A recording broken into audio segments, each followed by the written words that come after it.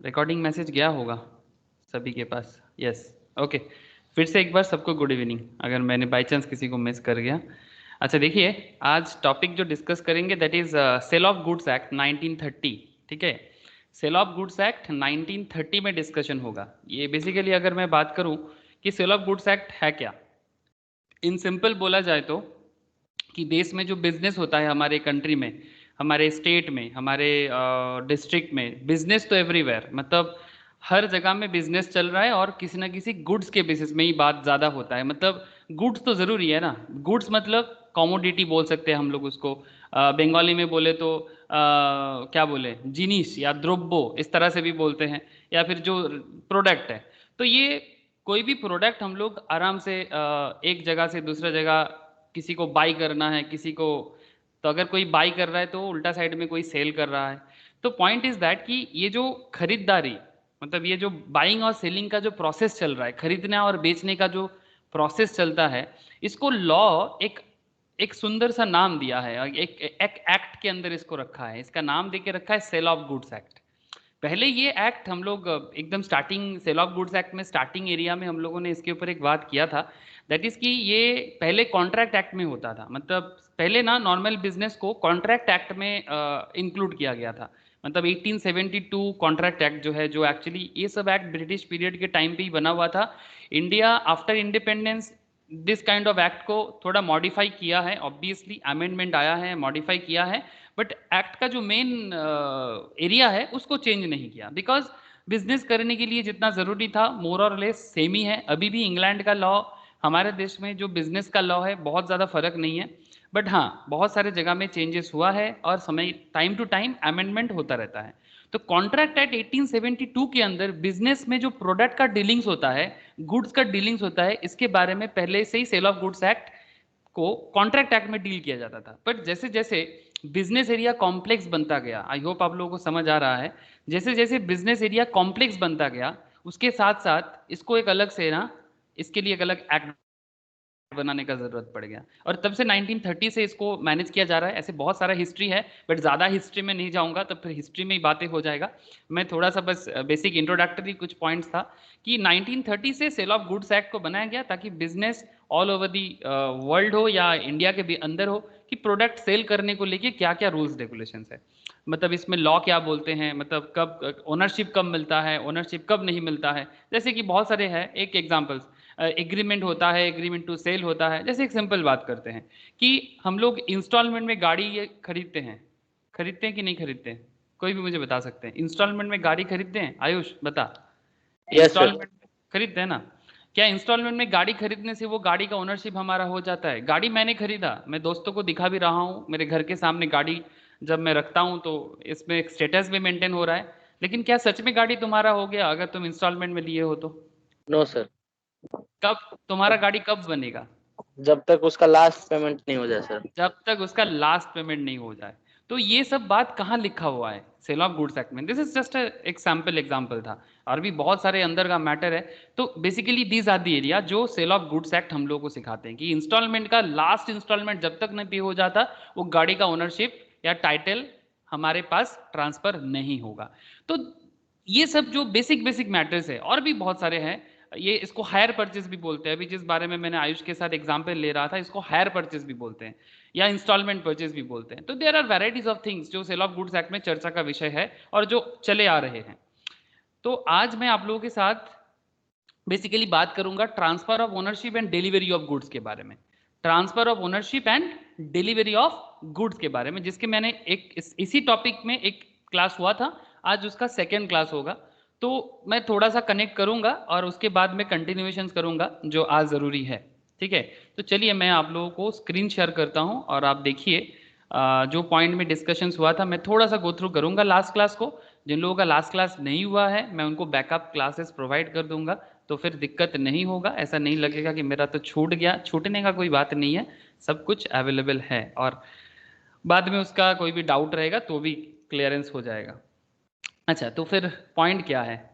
Point इस तरह का। अच्छा, स्क्रीन शेयर है ना सबके साथ? मुझे थोड़ा बताइएगा। Yes screen sir. शेयर है? Yes okay, sir. ठीक है, चलिए। Transfer of ownership and delivery of goods, मतलब जब एक गुड्स, जैसे ये फोन पहले किसी कंपनी, किसी मैन्युफैक्चरर का था। ये रियलमी का फोन है, मेरे पास अभी जो फोन है ये रियलमी का फोन है। ये कभी किसी मैन्युफैक्चरर के पास हुआ करता था, रियलमी कंपनी, ठीक है, चाइनीज मैन्युफैक्चरर है इंडिया में। उन लोगों का प्लांट, फैक्ट्रीज वगैरह बना है, असेंबल करते हैं, प्रोडक्ट बेचते हैं। फिर वो ये प्रोडक्ट को किसी डीलर को दिया, रियलमी इस प्रोडक्ट को किसी डीलर को दिया, फिर वो डीलर वो फोन को किसी रिटेलर को दिया, फिर वो रिटेलर, मतलब एक्चुअली ओनरशिप ट्रांसफर होता गया।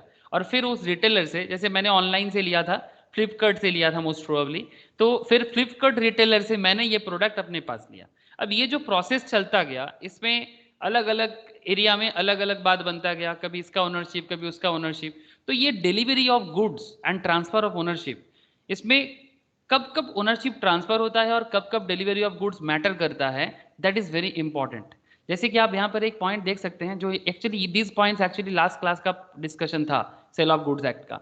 Passing of property, delivery of goods and passing of risk. एक कहावत है सेल ऑफ गुड्स एक्ट में कि जब गुड्स का डिलीवरी होता है ना, उसके साथ साथ गुड्स का रिस्क भी डिलीवर होता है। मतलब अगर हम आपको, जैसे ये फोन जब मुझे फ्लिपकार्ट से मैं ले रहा था, इस गुड्स भी मेरा है और उसके साथ साथ इस गुड्स का रिस्क भी मेरे पास आएगा। लेकिन हाँ, कभी कभी थोड़ा मतलब एक्सेप्शंस पॉइंट भी आता है कि रिस्क हमेशा ट्रांसफर नहीं होगा। लेकिन वही तो जानना है बेसिकली, कि कब रिस्क ट्रांसफर होता है, कैसे रिस्क ट्रांसफर होता है, यही तो बेसिकली जानना है। तो ये मैंने लास्ट क्लास का डिस्कशंस को मैं थोड़ा सा अभी आपको बस ऐसे ही समझा रहा हूँ कि ये लास्ट क्लास में हम लोगों ने किया था। Importance of time of transfer, मतलब किस टाइम पे ट्रांसफर हो रहा है। पासिंग ऑफ प्रॉपर्टी, जो सेक्शन 18 से लेके section 26, section is very important for any kind of law papers, ठीक है, चाहे बिजनेस लॉ पढ़िए आप, चाहे आप कंपनी लॉ पढ़िए, section is important because section में ही कहा गया है, ठीक है। सबसे पहले आता है चैप्टर, ठीक है, चैप्टर जरूरी नहीं है याद रखना इस स्टेज में, ठीक है। मेनली हम लोगों को जो याद रखना है दैट इज सेक्शन याद रखना जरूरी है, कि किस सेक्शंस में किसके बारे में क्या कहा गया है। ऐसे हम लोग बहुत बात में झगड़ा तर्क करते हैं ना, कि कहाँ लिखा है बताओ, ठीक है, कहाँ लिखा है, मतलब झगड़ा करेंगे तो किस मुद्दे पे झगड़ा करेंगे, इसलिए लॉ लिखना जरूरी है। जैसे एक थोड़ा सा मैं हटके एक बात बताऊं आप लोगों को, ये बात करंट अफेयर्स से कनेक्टेड है। एक रिसेंट कॉन्सेप्ट चल रहा है चारों तरफ, हम लोग जानते हैं। मैं एक छोटा सा बात कहूँगा, ज़्यादा कंट्रोवर्सी नहीं करूँगा बिकॉज वो हमारा सब्जेक्ट नहीं है। ये आपका पैलेस्टाइन और इसके बीच में जो चल रहा है, इजराइल के बीच में, आई होप आप सभी को पता है। Hello, yes sir. है ना। तो बेसिकली मैं आपको बस इतना कहूँगा कि ऐसे भयंकर सिचुएशंस है, मतलब तबाही मच चुका है, और ये आज नहीं है, बहुत दिनों से चल रहा है। मतलब इसका बहुत बड़ा हिस्टोरिकल सिग्निफिकेंस है इसका, और ये प्रॉब्लम एक बहुत भयंकर प्रॉब्लम है। तो मेनली मैं आपको लॉ के बारे में एक छोटा सा चीज़ बोलना चाहूँगा। मैं आपको अभी पैलेस्टाइन इसराइल का कॉन्फ्लिक्ट के बारे में नहीं बोलूँगा, वो मेरा काम नहीं है। मैं चर्चा कर सकता हूँ ऑब्वियसली, लेकिन करेंटली मैं चर्चा नहीं करूँगा। मैं बस इतना कहना चाहूँगा कि ये जो मतलब जो भी प्रॉब्लम है इन लोगों का, मतलब बेसिकली एक रिलीजियस एरिया था इन लोगों का, ठीक है, ये यहूदी, ठीक है, मतलब बेसिकली ज्यूइश, क्रिश्चियन एंड इस्लाम, इन तीनों के बीच में एक कन्फ्लिक्ट है। करंट कन्फ्लिक्ट में क्रिश्चियन नहीं है, ठीक है, बट क्रिश्चियन इसमें था, ठीक है। ज्यूइश और इस्लाम के बीच में मेनली कन्फ्लिक्ट पैदा हुआ है, और ये कन्फ्लिक्ट काफ़ी पुराना कन्फ्लिक्ट है। लेकिन बात यह है कि जब ये जिस पर्टिकुलर एरिया को लेके प्रॉब्लम हो रहा है, गाजा स्ट्रिप, ठीक है, इसको लेके जो प्रॉब्लम है, ये प्रॉब्लम का मेन प्रॉब्लम यही है कि ये जो एरिया, जिस एरिया को ये लोग अपना धर्म का स्थान बोल रहे हैं, दोनों क्लेम कर रहा है कि बस उस एरिया में मेरा क्लेम है, इस तरह को लेके अलग अलग प्रॉब्लम। अब सवाल यही है कि कहाँ बताया गया है कि ये धर्मस्थल इनका मान्यता पे है, मतलब ज्यूज बोल रहे हैं उनका, मतलब यहूदी बोल रहे हैं उनका, इस्लाम बोल रहे हैं हमारा, ठीक है। अब कभी इस्लाम क्लेम करता है, कभी ज्यूज क्लेम करता है। अब पॉइंट है कि ज्यूज अपना किताब दिखाते हैं, उनका जो बाइबल है, जीविस बाइबल, वो अपने बाइबल का क्लेम दिखाते हैं। इस्लाम अपना कुरान का क्लेम दिखाते हैं। आप बात समझ रहे हैं, मतलब बेसिकली लॉ क्या है लॉ किसी एक पर्टिकुलर मैटर को समझने के लिए उसके बारे में कहीं ना कहीं लिखा जाता है। फिर नॉर्मल आदमी क्या करता है, वो अपने सोसाइटीज में अपना काम करता रहता है। लेकिन कभी कुछ डिस्प्यूट हो जाए तो उस डिस्प्यूट को शॉर्ट आउट कौन करेगा? तो उसके लिए जो सदियों से चले आ रहे हैं वो भी हो सकता है कि बहुत दिनों से चले आ रहे हैं, या फिर जरूरत पड़ने से न्यूली बिल्ड भी किया जा सकता है, लॉ बन भी सकता है। जैसे रिसेंट ट्रेंड में एक लॉ को लेके एक लॉ को हटाया गया जो लगाया गया था 370, आप लोग जानते हो, कश्मीर का जो कन्फ्लिक्ट इश्यूज है हमारे देश का, या फिर एक फार्म बिल लाने का बात चल रहा था, वो नहीं लाया गया, कंट्रोवर्शियल पॉइंट आ गया, कोई बोला अच्छा है, कोई बोला खराब है। तो बेसिकली मेरा कहने का एक ही मतलब है कि why law is so important and why section is so important. मतलब देखिए, अगर आप बिजनेस लॉ की किसी भी लॉ को आप तभी समझ सकते हैं जब उसका जड़ को आप समझ पाओगे। जड़ समझना बहुत जरूरी है। ऐसे सेक्शन याद करने बोलो, दिमाग खराब हो जाएगा। लेकिन सेक्शंस को याद करने के लिए आपको सेक्शन के प्रति कुछ मतलब ये कॉन्सेप्ट होना बहुत जरूरी है कि हम किस लिए जाने, क्यों जाने। जैसे ये वाला बात मैंने इसलिए बोला क्योंकि मैं इसकी पर थोड़ा सा स्टडी कर रहा था कि आज नहीं, मैं पहले भी थोड़ा किया था, बट अभी थोड़ा रिसेंट मैटर हो गया तो मैंने थोड़ा स्टडी किया। बोले क्या प्रॉब्लम है इन लोगों का, देखते हैं। हम तो सोचते थे सिर्फ हिंदुस्तान और पाकिस्तान में लड़ाई होते हैं, हम लोग ऐसे समझते हैं, बट दुनिया में ऐसे बहुत सारे देशेस हैं, मतलब देश है जिसके अंदर बहुत भयंकर लड़ाई चलता है। लेकिन वही बात कि जिस जगह को लेके प्रॉब्लम है, जिस धर्म स्थल को लेके प्रॉब्लम है, वो उस जगह के बारे में एक धर्म ग्रंथ जो उनका लॉ है, सोसाइटल मतलब एक सोशल लॉ के हिसाब से उनका है, तो वो किताब बोला है कि भाई ये हमारा ये है, मतलब मेन एरिया है जिसके ऊपर हम लोग मानते हैं, मान्यता रखते हैं। तो एग्जैक्टली बिजनेस लॉ का सेल ऑफ गुड्स एक्ट हो या कॉन्ट्रैक्ट एक्ट हो, इसका मान्यता हमें भी देना पड़ता है कि लॉ में बोला हुआ है। ठीक है, जरूरत पड़ने से चेंज किया जा सकता है। ठीक है, जिस तरह से ट्रिपल तलाक का रूल्स इंडिया में लाया गया, जो पहले नहीं था, जो इस बार इस 2019 में मोस्ट प्रोबेबली लाया गया कि वो 3 बार तलाक तलाक बोलने से नहीं होगा। सर आप इतना मैच्योर मैटर में क्यों बात कर रहे हैं? सर मैच्योर मैटर में इसलिए बात कर रहे हैं, मेरे को कोई इच्छा नहीं है कि ये सब मैटर में बात करूं, बट ये मैं इसलिए बोल रहा हूं बिकॉज लॉ हम लोग अगर थोड़ा आंख ओपन करके देखें ना, छोटा छोटा मैटर बहुत बड़ा अमाउंट, बहुत बड़ा इंपैक्ट डाल देता है, और वो इंपैक्ट हमारे लाइफ में बहुत मतलब बहुत इंपॉर्टेंस ही रखता है। इसलिए बिजनेस लॉ में भी ना हम लोग थोड़ा सा मतलब कंसंट्रेशन करेंगे ना, तो हमें भी बहुत कुछ पता चल जाएगा।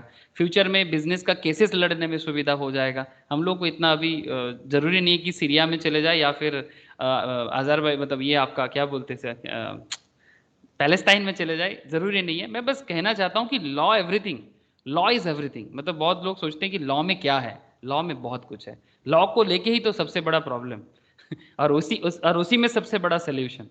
अब पता नहीं सोल्यूशन कैसे आएगा, but seriously law is everything और उसी के ऊपर डिपेंड करके एवरीथिंग। ओके चलिए, तो मैं आप लोगों को पासिंग ऑफ प्रॉपर्टी वगैरह ये सब तो मैंने लास्ट क्लास में बताया था। मैं अभी आप लोगों को लेके चलता हूँ। अच्छा, मैंने आप लोगों का ओपिनियन नहीं लिया किसी का कि भाई ये पॉइंट मतलब ये पैलेस्टाइन का मुद्दा, एक्चुअली इस मुद्दे पे बात नहीं करना है अभी हम लोगों को। मैं बस आप लोगों को लॉ का रीज़न बता रहा था कि वही लॉ ही है जिसको लेके ये कन्फ्लिक्शन चालू हुआ है इनके बीच में, पुराना कारण है। क्या मैंने सही बोला ना? हेलो, मतलब जितना भी, मतलब मैं पूरा डिटेल्स नहीं बोला, बट क्या मैं सही बोला? आप लोग भी काफ़ी लोग हैं मुझे पता है जो लोग भी इस मैटर में रिसर्च वगैरह कर रहे होंगे। हेलो, जितना मैं बोला ठीक ठाक बोला कि नहीं बोला? Yes, sir. अच्छा अच्छा, ठीक है, ओके।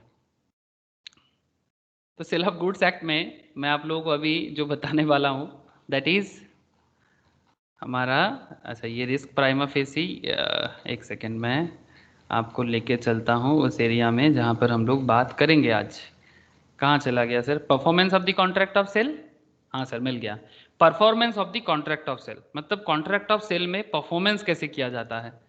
इंटरेस्टिंग फैक्ट है, थोड़ा ध्यान से सुनिएगा, मज़ा आ जाएगा। जो लोग पहले क्लास किए उनको भी मज़ा आएगा, जो नहीं किए उनको भी मज़ा आएगा।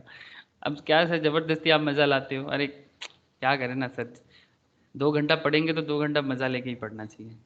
अच्छा, जैसे कि ये वाला एरिया बहुत वाइटल है, ये वाला एरिया बहुत वाइटल है। Rules regarding delivery of goods, section 33 से लेके 41 में बोला गया है rules regarding delivery of goods. Sale of goods act 1930 prescribe the following rules. मैं बात करता हूँ कि कितना अलग अलग तरीके से डिलीवरी हो सकता है। ठीक है, part delivery, buyer to apply for delivery, place of delivery, time of delivery, instalment delivery, delivery of wrong quantity, expense of delivery, goods in possessions of a third party, delivery of carrier or waffinger, deterioration during transit, buyer's right to examine the goods। Very very important area मैं बात करने वाला हूँ, लेकिन before that थोड़ा इसका introductory point भी एक बार देख लेते हैं कि ये performance of the contract of sale section 31 से लेके 44 क्या सिखाते हैं और क्या बताते हैं।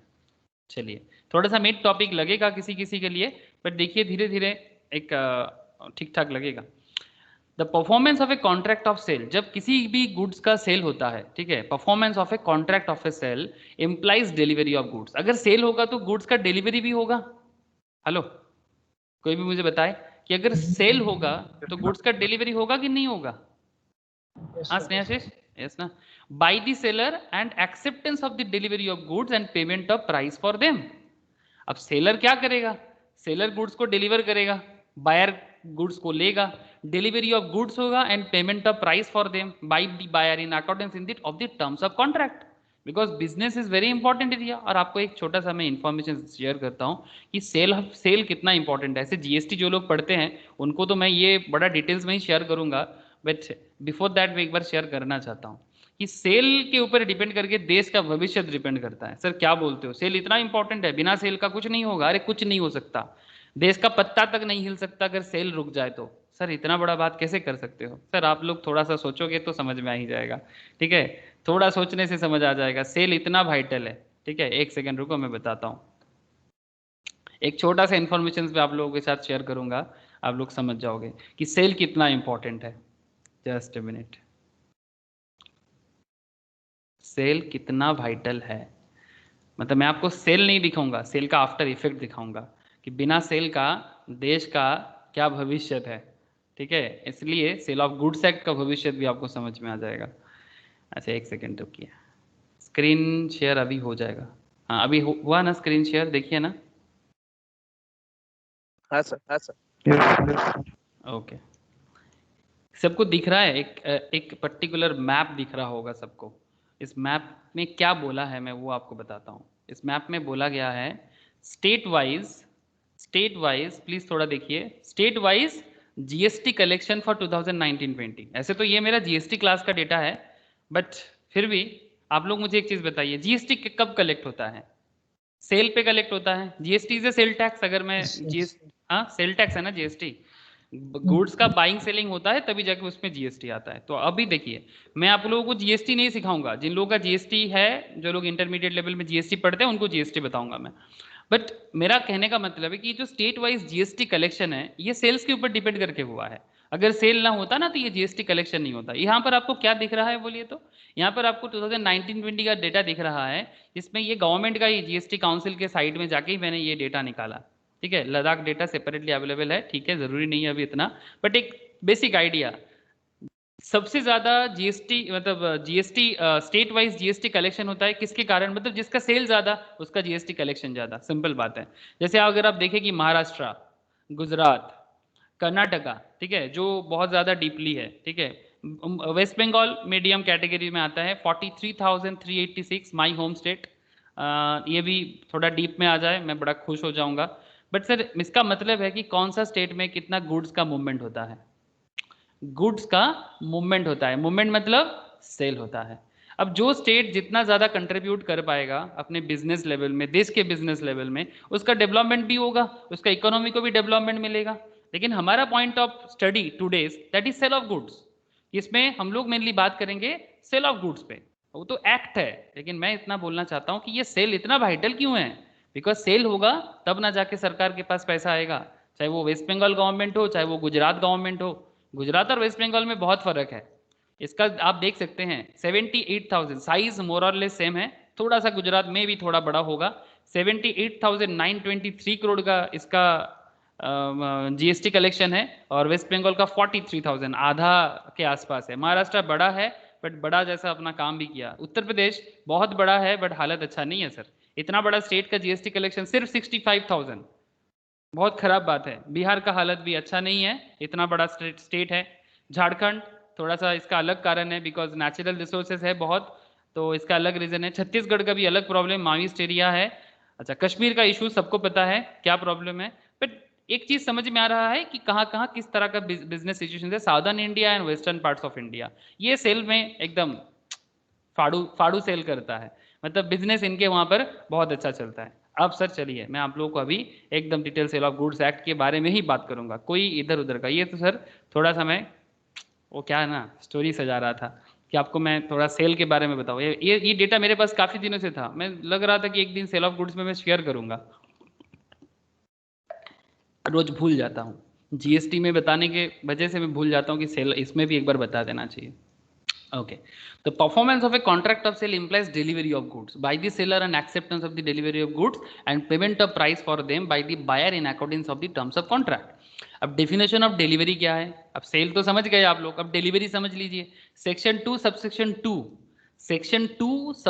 2 of sale of goods act delivery के बारे में क्या बताते हैं? डिलीवरी के बारे में क्या बताते हैं? Delivery means voluntary transfer of positions from one person to another. हाँ, सेल हुआ है तो आपको ट्रांसफर करना पड़ेगा। ऐसा थोड़ी ना है कि सेल करने के बाद बोलेंगे अरे नहीं नहीं पैसा मिल गया ठीक है लेकिन डिलीवरी नहीं करेंगे, ऐसा तो नहीं बोल सकते। For delivery physical position is not important. Delivery में फिजिकल पोजीशंस इंपॉर्टेंट नहीं है, प्लीज बात को समझिए। अगर आपने कोई गुड्स किसी को सेल कर दिया, वो उसका ओनरशिप उस पर चला गया, लेकिन अगर उसने भी आपको पेमेंट कर दिया, एक बायर है और एक सेलर है, दोनों के बीच में कॉन्ट्रैक्ट बना गुड्स का, ये बायर है, ठीक है, ये बायर है और एक सेलर है। मेरे ड्राइंग पे जितना हंसना है हंस लीजिए, कोई दिक्कत नहीं है, बस ओनली फॉर अंडरस्टैंडिंग पर्पस। ऐसे मेरा ड्राइंग वर्ल्ड क्लास है, ऐसा ड्राइंग दुनिया में ढूंढने से भी नहीं मिलेगा। ये सेलर है। अब सेलर बायर को प्रोडक्ट क्या कर रहा है? बेच रहा है। बायर उसको क्या करेगा? एक्सेप्ट करेगा, पर बदले में इसको पेमेंट भी करना होगा। सिंपल बात है, सेलर प्रोडक्ट देगा, बायर इसको पेमेंट करेगा। लेकिन पॉइंट इज दैट जो गुड्स है इसका फिजिकल पोजीशन ट्रांसफर होना मैंडेटरी नहीं है। इसका बहुत सारा एग्जाम्पल है, मैं आगे आगे एग्जाम्पल्स बहुत सारा दूंगा, लेकिन पहले थोड़ा सा समझ लेते हैं। The buyer should be placed in a position so that he can exercise his right over the goods. The buyer should be placed in a position so that he can exercise his right over the goods. मतलब इसको goods का right मिल जाए, ये positions buyer का होना चाहिए। इसका मतलब ये डिलीवरी हो गया, मतलब ऐसा नहीं कि आपके घर में डिलीवरी होना पड़ेगा। जैसे अभी तो होम डिलीवरी का जमाना है ना, और लॉकडाउन में तो होम डिलीवरी का और बल्ले बल्ले चल रहा है। सही बोला ना मैंने? मतलब लेकिन पॉइंट है, सपोज मानिए कि आप बिग बास्केट में ऑर्डर किए या फिर जियो मार्ट में ऑर्डर किए और वो आपके घर में डिलीवरी देने के बारे में बोला था लेकिन दिया नहीं, तो वो तो अलग बात हो गया। लेकिन पॉइंट इज दैट अगर आपने पेमेंट किया था तो उसके प्रोडक्ट पे या जो भी गुड्स था उस पर आपका पूरा हक है कि नहीं है? लेकिन ऐसे कुछ गुड्स होते हैं जिसको ट्रांसफ़र नहीं किया जा सकता। सपोज उसी को वहीं पर रखना होगा, उस पर्टिकुलर गुड्स को उस पर्टिकुलर जगह में ही रखना होगा। लेकिन तो क्या अगर उसको वहीं पर रखना होगा तो क्या वो से फॉर एग्जांपल एक किसी जगह में एक प्लांट है या फिर एक मशीनरीज है, उसको डिलीवरी करना मुश्किल है, ठीक है, तो फिर क्या उसको मतलब उसका पोजीशन या ओनरशिप ट्रांसफर नहीं होगा? हो जाएगा। जैसे मैं फ्लिपकार्ट वगैरह का बात कर रहा था कि आप फ्लिपकार्ट में प्रोडक्ट ऑर्डर किए और फ्लिपकार्ट वाले आपके घर में आके प्रोडक्ट का डिलीवरी देके गया, तो ये तो नॉर्मल बात है, ठीक है। लेकिन ऐसे भी हो सकता है कि वो डिलीवरी मतलब कुछ केस में ऐसा भी हो सकता है कि जिससे आपने बाय किया वो प्रोडक्ट वहीं पर है, आप पेमेंट कर दिए एज ए बायर, बट वो भी ट्रांसफर हो गया है। अब इसमें कुछ पॉइंट है, थोड़ा सा पेशेंस रखिए। Thus if the position is taken through unfair means there is no delivery of the goods. अब बहुत केस में ऐसे होते हैं ना, दो नंबरी, कि पैसा पेमेंट नहीं किया लेकिन पोजीशंस ले लिया, ऐसा नहीं हो सकता। Delivery of goods sold may be made by doing anything which the parties agree.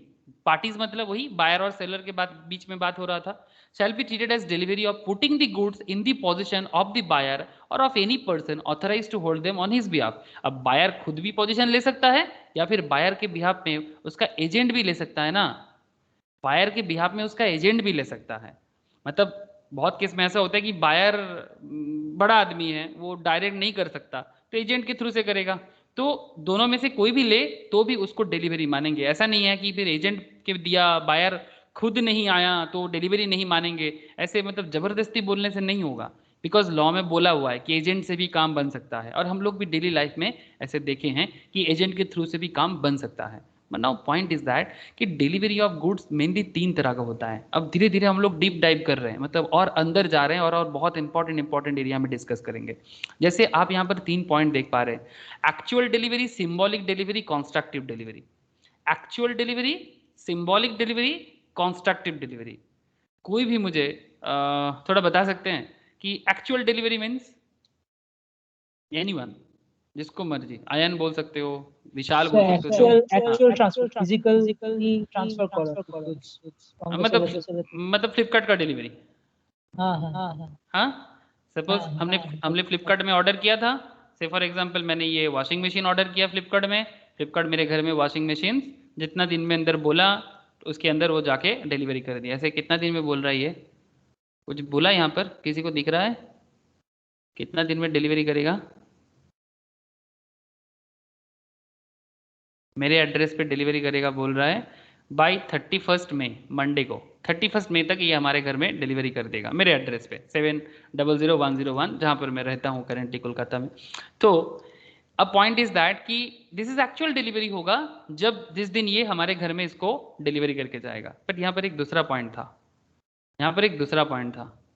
कोई मुझे बता सकते हैं सिंबॉलिक डिलीवरी क्या हो सकता है? बस मैं आइडिया जनरेट करना चाहता हूँ। अगर कोई सच सही बता दे तो बहुत अच्छा बात है, नहीं बताए तो भी कोई दिक्कत नहीं।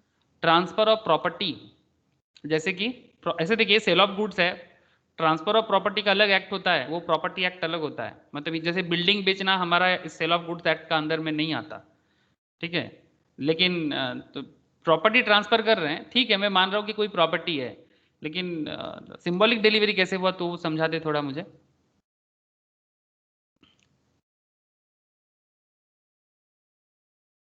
मतलब डॉक्यूमेंट के हिसाब से भेजते हैं ना। डॉक्यूमेंट्स के हिसाब से, हाँ ये अच्छा बात बोला तुमने, ठीक है, ये एक अच्छा बात बोला। मैं थोड़ा सा एक मेरे दिमाग में एक चल रहा है, आप लोग man of the match award देखे हो टीवी में? Yes yes. Man of the match car का अवार्ड दिया जाता है।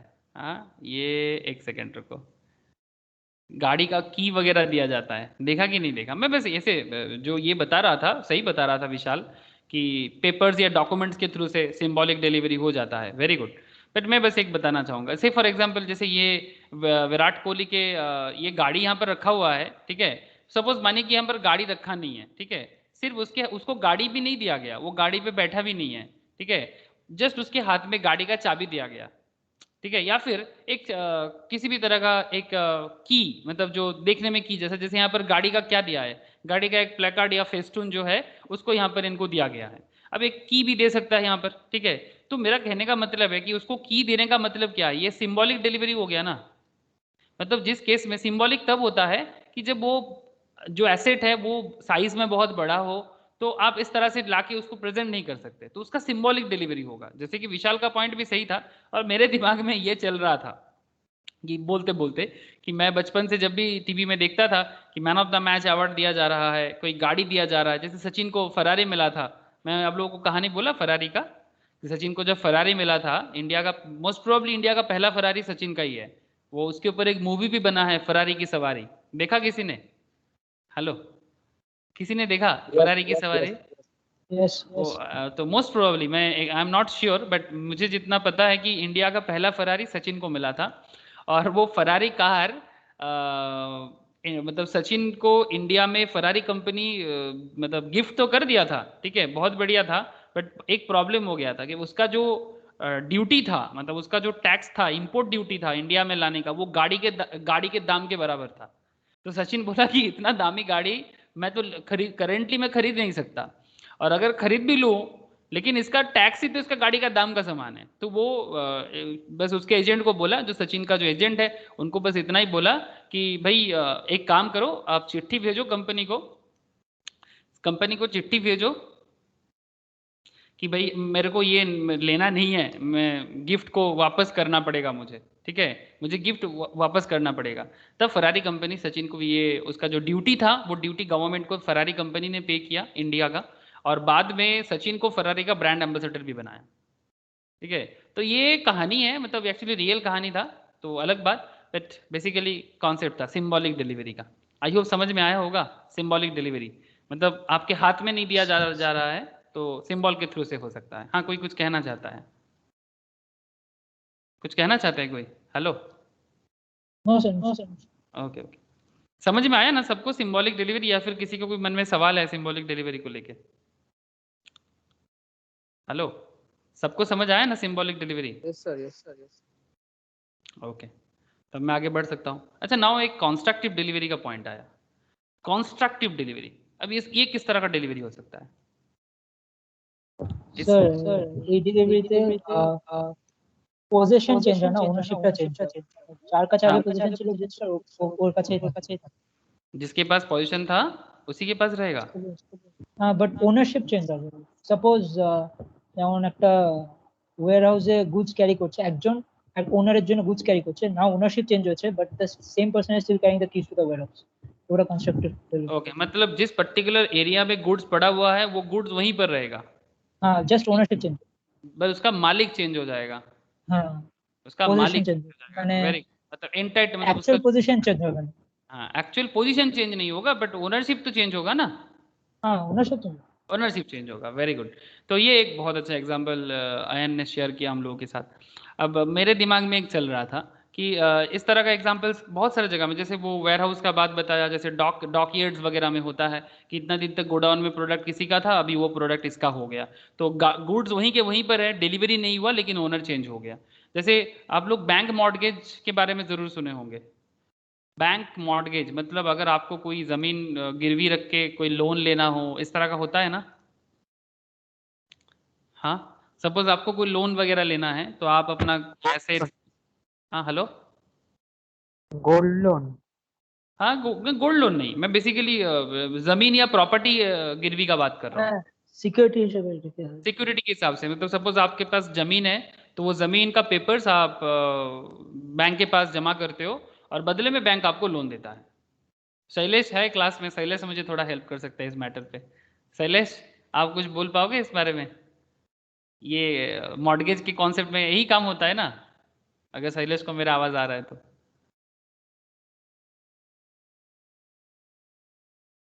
पता नहीं, शैलेश को आवाज़ नहीं आया शायद। अच्छा ठीक है, तो कॉन्स्ट्रक्टिव डिलीवरी में क्या होता है कि सपोज मानिए कि वो जो ज़मीन था, वो ज़मीन आपने बैंक के पास मॉर्गेज रखा, अगर आपने टाइम पे पेमेंट कर दिया तो वो ज़मीन आपका हो जाएगा। लेकिन पॉइंट है कि ये जो डिलीवरी आपने बैंक के पास जमा किया, तो क्या आप ज़मीन हाथ में उठा के लेके गए थे कि बैंक लो मेरा ज़मीन और बदले में मुझे लोन दे दो? हाँ सर, आपने जो लैंड मॉर्गेज किया था बैंक के पास, तो क्या आप हाथ में उठा के लेके गए थे? नहीं सर। नहीं ना सर। तो आप क्या किए थे? से फॉर एग्जाम्पल ये ज़मीन है आपका, लैंड मॉर्गेज है, ये देखो बैंक आके यहाँ पर ना अपना कुछ करके जाएगा कि ये बैंक का करेंटली बैंक के होल्डिंग में है, ठीक है। तो मेरे को याद आ रहा है कि एक ऐसे प्रॉपर्टी में मैं ऑडिट का काम करने जाता था, एक जूट मिल था। तो उस जूट मिल में, वो जूट मिल बहुत दिन काम हो गया, वो बाद में वो एक्चुअली एक इलेक्ट्रिसिटी बोर्ड का एक ऑडिट था। तो पूरा ऑडिट का काम कंप्लीट हो गया, फिर जिस दिन आ रहा हूँ तो फिर ऑफिसर से, मतलब जो बेसिकली डिविजनल मैनेजर था, उनसे बात हो रहा था। तो बोलते थे कि इसका रेंट भी है। बोले ये तो सरकारी ऑफिस है, क्या रेंट देते होंगे आप लोग, और ऐसे पड़ा हुआ है। बोले नहीं नहीं बाबा, ये सरकारी नहीं है, ये तो जूट मिल है, HDFC बैंक की मॉर्गेज प्रॉपर्टी है। कंपनी ने इसका पेमेंट नहीं कर पाया तो अभी बैंक इसको रखा है और फिर बैंक इसको भाड़े पे दे के रखा है। मतलब अभी वो प्रॉपर्टी जूट मिल का नहीं है, अभी भी वो प्रॉपर्टी अभी HDFC बैंक का हो गया है। और नोईहाटी के पास एक था, मुझे जितना अभी याद आ रहा है, तो अभी बैंक के पास है। अब बैंक उसको क्या कर रहा है कि उसको भाड़े पे रखा है। वो कर सकता है बैंक, मैं जितना जानता हूँ। अच्छा, तो बेसिकली पॉइंट है कि जैसे ये ज़मीन आप गिरवी रखना चाहते हो, तो ठीक है आप लेके जाओ, लैंड मॉर्गेज करो बैंक के पास। तो क्या ज़मीन हाथ में उठा के लेके? नहीं सर, कॉन्स्ट्रक्टिव डिलीवरी होगा यहाँ पर, जो भी होगा कॉन्स्ट्रक्टिव डिलीवरी होगा, डॉक्यूमेंट्स के थ्रू से होगा। तो ये सब कुछ मतलब रियल लाइफ एग्जांपल्स था जो हम लोग बात कर सकते हैं। और भी बहुत बात हो सकता है, बट आई होप इतना काफ़ी है जितना हुआ है। तो actual delivery, symbolic delivery, constructive delivery, बहुत तरह का डिलीवरी होता है सेल ऑफ गुड्स में। Duties of seller and buyer, section 31, it is the duty of the seller to deliver the goods. Obviously जो सेल करेगा उसका ड्यूटी है, and of the buyer to accept and pay for them exactly in accordance with the terms of the contract of sale. कहाँ लिखा है? Section 31 में लिखा हुआ है, 1930 सेल ऑफ गुड्स एक्ट में लिखा हुआ है। जयदीप समझ में आ रहा है? जयदीप बुझते पाচ্ছিস? जयदीप? हाँ सर। ओके ठीक है सर। तेरे को समझ में आ रहा है, मतलब सबको समझ आ रहा है। क्यों? क्योंकि तू छोटा है अभी। विश्वजीत को समझ आ रहा है? विश्वजीत? Yes sir. हाँ चलो सर, आप लोगों को समझ आ रहा है, मतलब सबको समझ आ जाएगा। अच्छा फिर भी किसी को दिक्कत है तो बोलिएगा। अच्छा, duties of seller and buyer. अच्छा, payment and delivery are concurrent conditions. Please try to understand. Section 32. Payment and delivery are concurrent conditions unless otherwise agreed. अगर पहले से कुछ नहीं बोला है, delivery of the goods and payment of the price are concurrent conditions. That is to say, the seller shall be ready and willing to give possessions of the goods to the buyer in exchange for the price, and the buyer shall be ready and willing to pay the price in exchange of the possession of the goods. मतलब भाई हाथों हाथ काम करना है, तुम मुझे goods दो, मैं तुम्हें पैसा दूंगा, मैं तुम्हें पैसा दूंगा, तुम मुझे गुड्स देना, लाइक सुभाष चंद्र बोस जैसा बात, ठीक है। तुम मुझे मैं तुम्हें आज़ादी दे दूंगा, बदले में तुम मुझे खून दे दो। हाँ, मतलब जरूरत पड़ने से भारत के लिए लड़ो और भारत को, ब्रिटिश को मार के भगाओ, ठीक है। ये गांधीगिरी नहीं, गांधीगिरी नहीं, सब कुछ सह के कोई फायदा नहीं हुआ। बस क्या हो गया भारत में, आप लोगों को पसंद है कि नहीं I don't know, but seriously Bharat में क्या हुआ, पावर का ट्रांसफर हो गया, मतलब जहां था वही रह गया। सुभाष बोस का लीडरशिप में भारत लड़ता ना, तो गुड्स का पोजीशंस भी चेंज हो जाता और एक अलग ही लेवल का ओनरशिप मिलता। दिस इज, मैं पूरा मानता हूँ। बस सुभाष जी थोड़ा सा और थोड़ा सा चाणक्य नीति लगा लेता। कोई बात नहीं, आई होप थोड़ा बहुत समझ में आ गया आपको। अच्छा, rules regarding delivery of goods, section 33 से 41, सेक्शन 33 से 41 में rules regarding delivery of goods के बारे में कहा गया है। सेल ऑफ गुड्स, इसके बारे में मैं स्टार्टिंग में ही बात कर रहा था ना, एकदम स्टार्टिंग में ही, कि इतना तरह का डिलीवरी ऑफ गुड्स का रूल है, जैसे part delivery, buyer to apply for delivery. चलिए एक एक करके बात करते हैं, एक एक करके बात करते हैं। जैसे sale of goods act 1930 prescribe the following rules of delivery of goods. तो देखते हैं क्या बोलते हैं डिलीवरी ऑफ गुड्स में। डिलीवरी सेक्शन 33 में बोला है, डिलीवरी हैज, याद रखना है सेक्शन, यस याद रखना है section. Delivery of goods sold may be made by doing anything which the parties agree shall be treated as delivery or which has the effect of putting the goods in the possession of the buyer।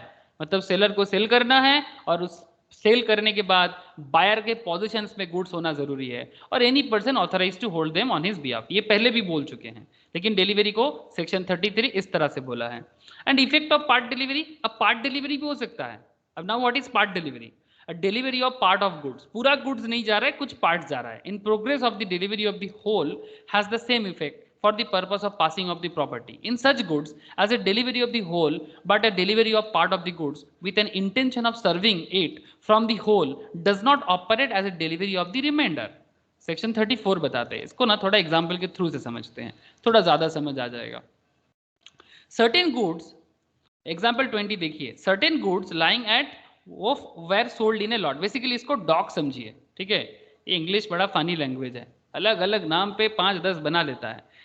Certain goods lying at a wharf were sold in a lot, मतलब basically dock है।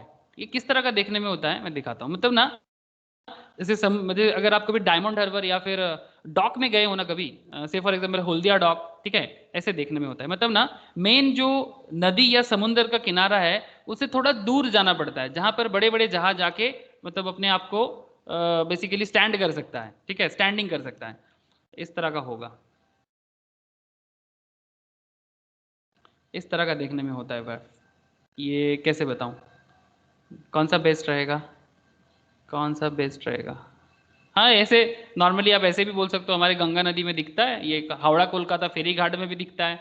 आपको थोड़ा जाना पड़ेगा और उसके बाद आपको, मतलब जिस एरिया से आपको ले सकते हो, ये इस तरह का ना, जो बेसिकली क्या बताऊं, मतलब गुड्स कॉमर्शियल एरिया के लिए जो डॉक बनता है, उसमें क्या होता है ना, थोड़ा सा मतलब मेन जो तीर होता है, मतलब मेन जो सोर होता है, सोर से थोड़ा दूर में जाके एक ब्रिज के थ्रू से जाके वहां पर एक गोडाउन वगैरह बना रहता है, तो उसी को यहाँ पर बोल रहे हैं डॉक बेसिकली। तो चलिए कोई बात नहीं, समझ में आ गया, इतना काफी है। अच्छा, certain goods lying at dock sold in a lot, ठीक है, लॉट में सेल होगा, इसको सोल्ड होगा पर लॉट में, मतलब एक एक लॉट करके अलग अलग लॉट में सेल होगा। द सेलर इंस्ट्रक्टेड दी वो फिंगर टू डिलीवर देम। वो फिंगर क्यों बोल रहे हैं? बिकॉज एक्चुअली ना ये शिप बिजनेस में ये इनका बड़ा नाम यूज होता है, इसको वॉफ बोलते हैं, ठीक है, वो फिंगर। तो ये वो फिंगर क्या करते हैं, डिलीवर टू द बायर, मतलब जिसके अंडर पे वो डॉक का रेस्पॉन्सिबिलिटी है, उस पर्टिकुलर गोडाउन या वो फिंगर का, जिसके हाथ में जिसका मतलब लाइसेंस है या रेस्पॉन्सिबिलिटीज है, वो डिलीवर करेगा किसको, जो गुड्स लेगा, to the buyer who had paid for them and the buyer thereafter accepted them and took away part, held there was delivery of the whole. मतलब बेसिकली गुड्स एक एक करके लॉट में जाएगा। सपोज मानिए कि वहां पर 10 लॉट है। अब लॉट समझते हो, लॉट के बारे में क्या बताऊं मैं आपको, चलिए आपको मैं ना टिम्बर लॉट दिखाता हूँ। मेरे घर पे फैमिली बिजनेस है पापा का, बचपन से देखते आते हो, लॉट लॉट सुन के ना दिमाग खराब हो गया बचपन से। लॉट में क्या होता है, सपोज आपने ना किसी एक जगह में, जैसे पापा नॉर्मली ना गवर्नमेंट ऑफ वेस्ट बंगाल के फॉरेस्ट मर्चेंट का काम करते हैं, ठीक है। जैसे ये शहर में लकड़ी का ज़रूरत होता है ना, तो फॉरेस्ट मर्चेंट में ऑक्शन करके लिया जाता है। मैं आपको दिखाता हूँ, वेस्ट बंगाल फॉरेस्ट ऑक्शन, ठीक है। जस्ट मैं दिखाता हूँ बिकॉज पापा के लिए कभी कभी जब मैं घर में रहता हूँ तो करना पड़ता है। फॉरेस्ट डिपार्ट ऑक्शन, तो लॉट में क्या होता है मैं आपको वही बता रहा हूँ। हाँ, ये बेसिकली आप यहाँ पर लकड़ी का इमेज देख रहे हैं। हेलो, क्या आपको ये दिख रहा है? इसको पोल बोलते हैं, लेकिन आप यहाँ पर देखिए ये एक लॉट है। समझ रहे हैं ना सब कोई? मतलब जब कोई बिजनेसमैन एक लॉट को परचेस करता है ना, तो पूरा का पूरा लॉट ना एक ही बार में वो खाली नहीं कर लेगा, टाइम लगेगा। गाड़ी आएगा, लोड करेगा, अपनी जगह में पहुंचेगा। मतलब ये एक्चुअली मैं अपने घर में बचपन से देख के आ रहा हूँ, तो इसलिए बोल रहा हूँ। बिकॉज ये लॉट पापा जब परचेस कर लेता है ना गवर्नमेंट ऑफ वेस्ट बंगाल के जो मर्चेंट का जो लाइसेंस के थ्रू से, तो उसके बाद वो लॉट वहाँ पर पड़ा रहता है। कई कई बार तो ऐसे होते हैं कि 3 महीना 4 महीना तक पड़ा रहता है। हाँ, भाड़ा भी देना पड़ता है, ज़्यादा देर तक रहने से 3 मंथ 4 मंथ रहने से आपको रेंट भी चुकाना पड़ता है, ठीक है। घर का एग्जाम्पल था इसलिए मुझे जल्दी याद आ गया। मैं डॉग का एग्जाम्पल, मेरे घर में कोई डॉग में नहीं है, तो इसलिए मैं सोचा कि भाई घर वाला एग्जाम्पल दे देते आपको समझ आ जाएगा। तो 3 मंथ 4 मंथ आपका गुड्स पड़ा रह सकता है। सपोज यहाँ पर आपका 5 लॉट था, आप 5 लॉट में से 2 लॉट, जैसे पापा क्या करते हैं नॉर्मली कलकत्ता भेजते हैं या फिर दुर्गापुर या आसनसोल में भेजते हैं। तो अगर कलकत्ता भेजा पापा ने, तो 5 लॉट में से 2 लॉट भेज दिया, अभी भी 3 लॉट पापा का कहाँ पड़ा हुआ है? वहीं पर जहाँ से, जैसे हम लोग यहाँ पर क्या देख रहे थे, वो फिंगर के पास पड़ा रहता। लेकिन अगर 1 लॉट सेल हो गया, मतलब 10 लॉट, मतलब लॉट सेल हो गया मतलब पूरा सेल हो गया, ठीक है। मतलब उसका पूरा डिलीवरी हो चुका है, ये मानना पड़ेगा। अगर वो वहां पर फिर भी पड़ा हुआ है 3 महीना 4 महीना, इसका मतलब ये नहीं आप समझिएगा कि वो सेल नहीं हुआ है। आप लोगों को ये वाला एग्जाम्पल समझ में आया ना? हेलो, एग्जाम्पल समझ में आ गया ना? यहाँ पर आपके पास यस वो सर। फिंगर का था और मैंने थोड़ा लकड़ी वाला भी दे दिया, ठीक है। तो आई होप दोनों कॉन्सेप्ट से ये क्लियर है। मतलब लॉट खरीदना मतलब आप बाद में भी उस लॉट को उठा सकते हो, तो पार्ट में लो या पूरा लो, लॉट में लेना मतलब पूरा हो गया। Okay, buyer to apply for delivery. ना what is buyer to apply for delivery? Section 35 बोलते हैं, apart from any express contract. Express मतलब बोलना पड़ेगा। एक्सप्रेस मतलब जल्दी में नहीं होगा, एक्सप्रेस मतलब बोलना पड़ेगा, ठीक है। एक्सप्रेस योर सेल्फ, ठीक है। एक्सप्रेस योर सेल्फ मतलब अपने आप को जो भी बोलना है बोलो। ऐसे लॉ में ना 2 वे है एक्सप्रेस करने का, बता सकते हैं 2 एक्सप्रेस करने का वे क्या है? आयन, क्या है एक्सप्रेस का वे? ओरल और रिटर्न। Written, thank you. या तो ओरली बोलो या तो रिटर्न में बोलो, ठीक है। Apart from any express contract, अगर बोला गया है पहले से तो ठीक है, ठीक है। अगर कुछ नहीं बोला, the seller of the goods is not bound to deliver them until the buyer applies for delivery. बात समझ में आ रहा है? मतलब जब तक बायर नहीं बोलेगा तब तक सेलर उसके घर पे डिलीवरी नहीं कर पाएगा। जहां पर भी वो बोलेगा ना कहाँ होगा क्या होगा, ठीक है, इस तरह से बोल रहे हैं। Apart from any express contract, कि कहाँ गाड़ी जाके खाली करेगा, किस किस जगह में होगा, अगर पहले से बोला हुआ तो ठीक है। लेकिन otherwise not bound to deliver them until the buyer applies for delivery.